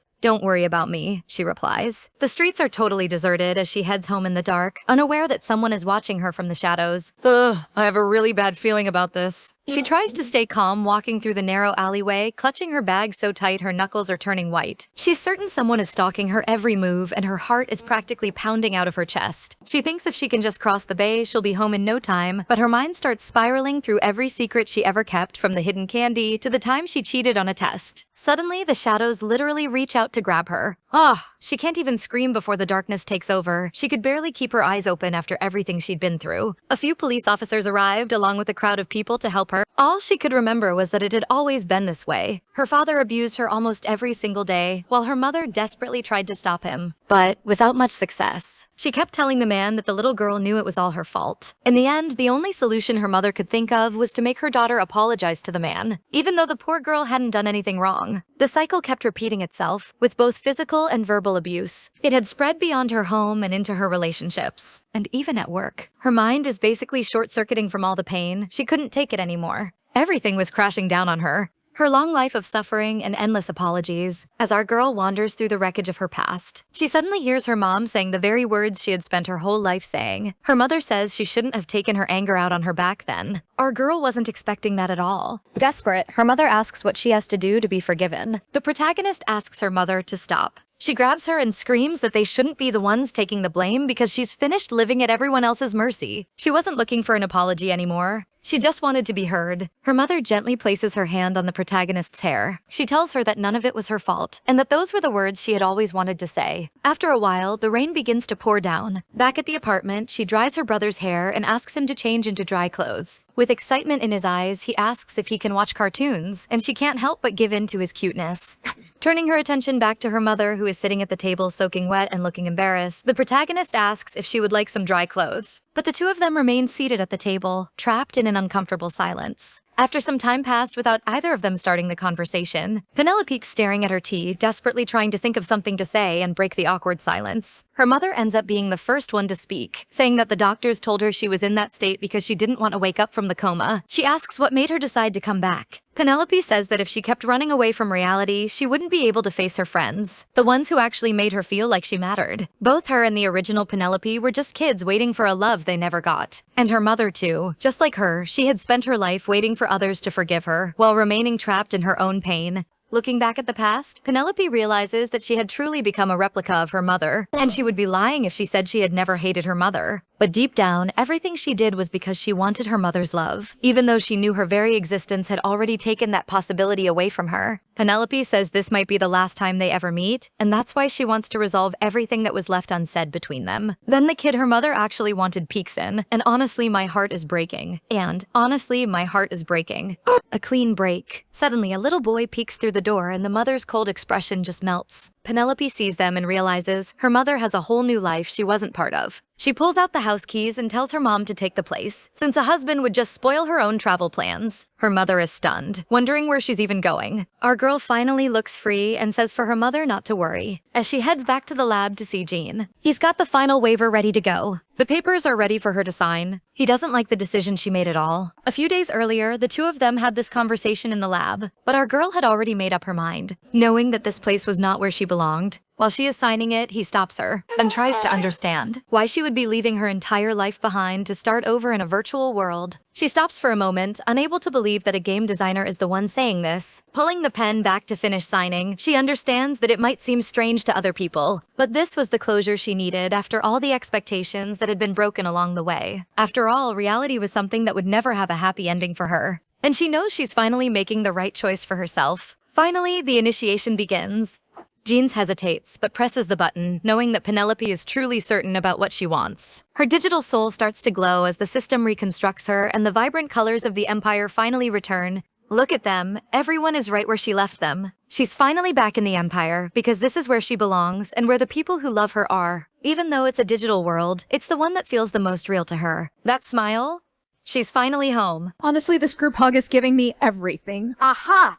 She wakes up the next morning, but decides to just go back to sleep. And finding Claire fast asleep right beside her, Penelope screams in surprise at the strange sight. Our dear Claire finally rubs the sleep from her eyes like everything was normal. Penelope is genuinely confused because she locked every single door and window, so she's asking if Claire has turned into the actual bogeyman while Claire just giggles. She's trying to stay serious because today is finally the day. Penelope tries to understand what day she is talking about, and seeing Claire hesitate, Penelope shows her villain side, saying that it's good she isn't hiding anything. Reynold and the blue-haired boy look confused. It's barely morning, and Claire is already pouting. But they've got big plans for the Harvest Festival.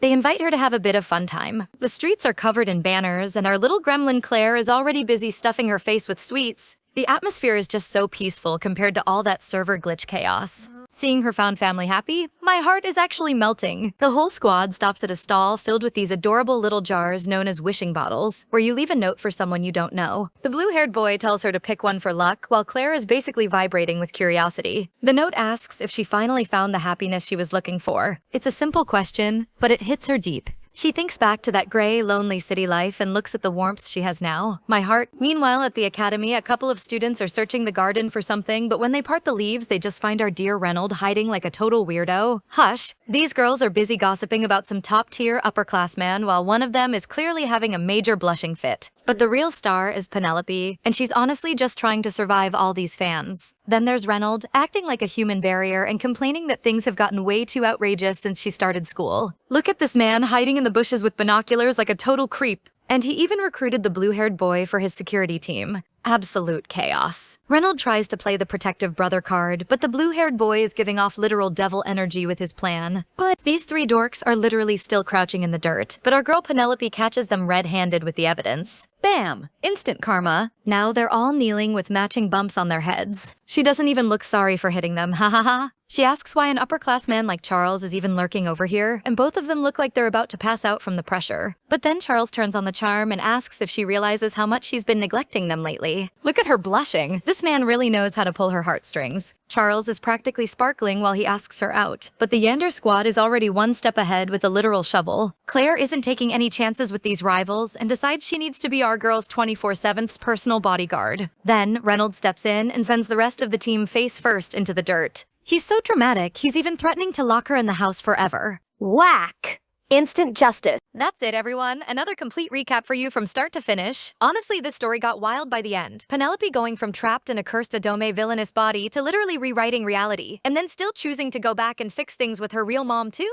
I was not ready for that emotional whiplash. The last group hug genuinely got me a little. But now I really need to know what's happening with her love life, because we've got Derek being all broody and possessive, Callisto turning into the softest chaotic mess once he finally drops the act, and now this academy arc throwing Charles into the mix as a whole new rival? Is she ending up with her not really brother, the reformed prince? Or is this new guy about to flip the whole dynamic upside down? This girl attracts drama just by being nice to people. It's actually impressive. I really hope the author drops an extra chapter so we can finally get some answers. This has been Strange Love Rivals Increased, and if you enjoyed this one, make sure to like and subscribe so I can keep bringing you more. Kisses and see you next time.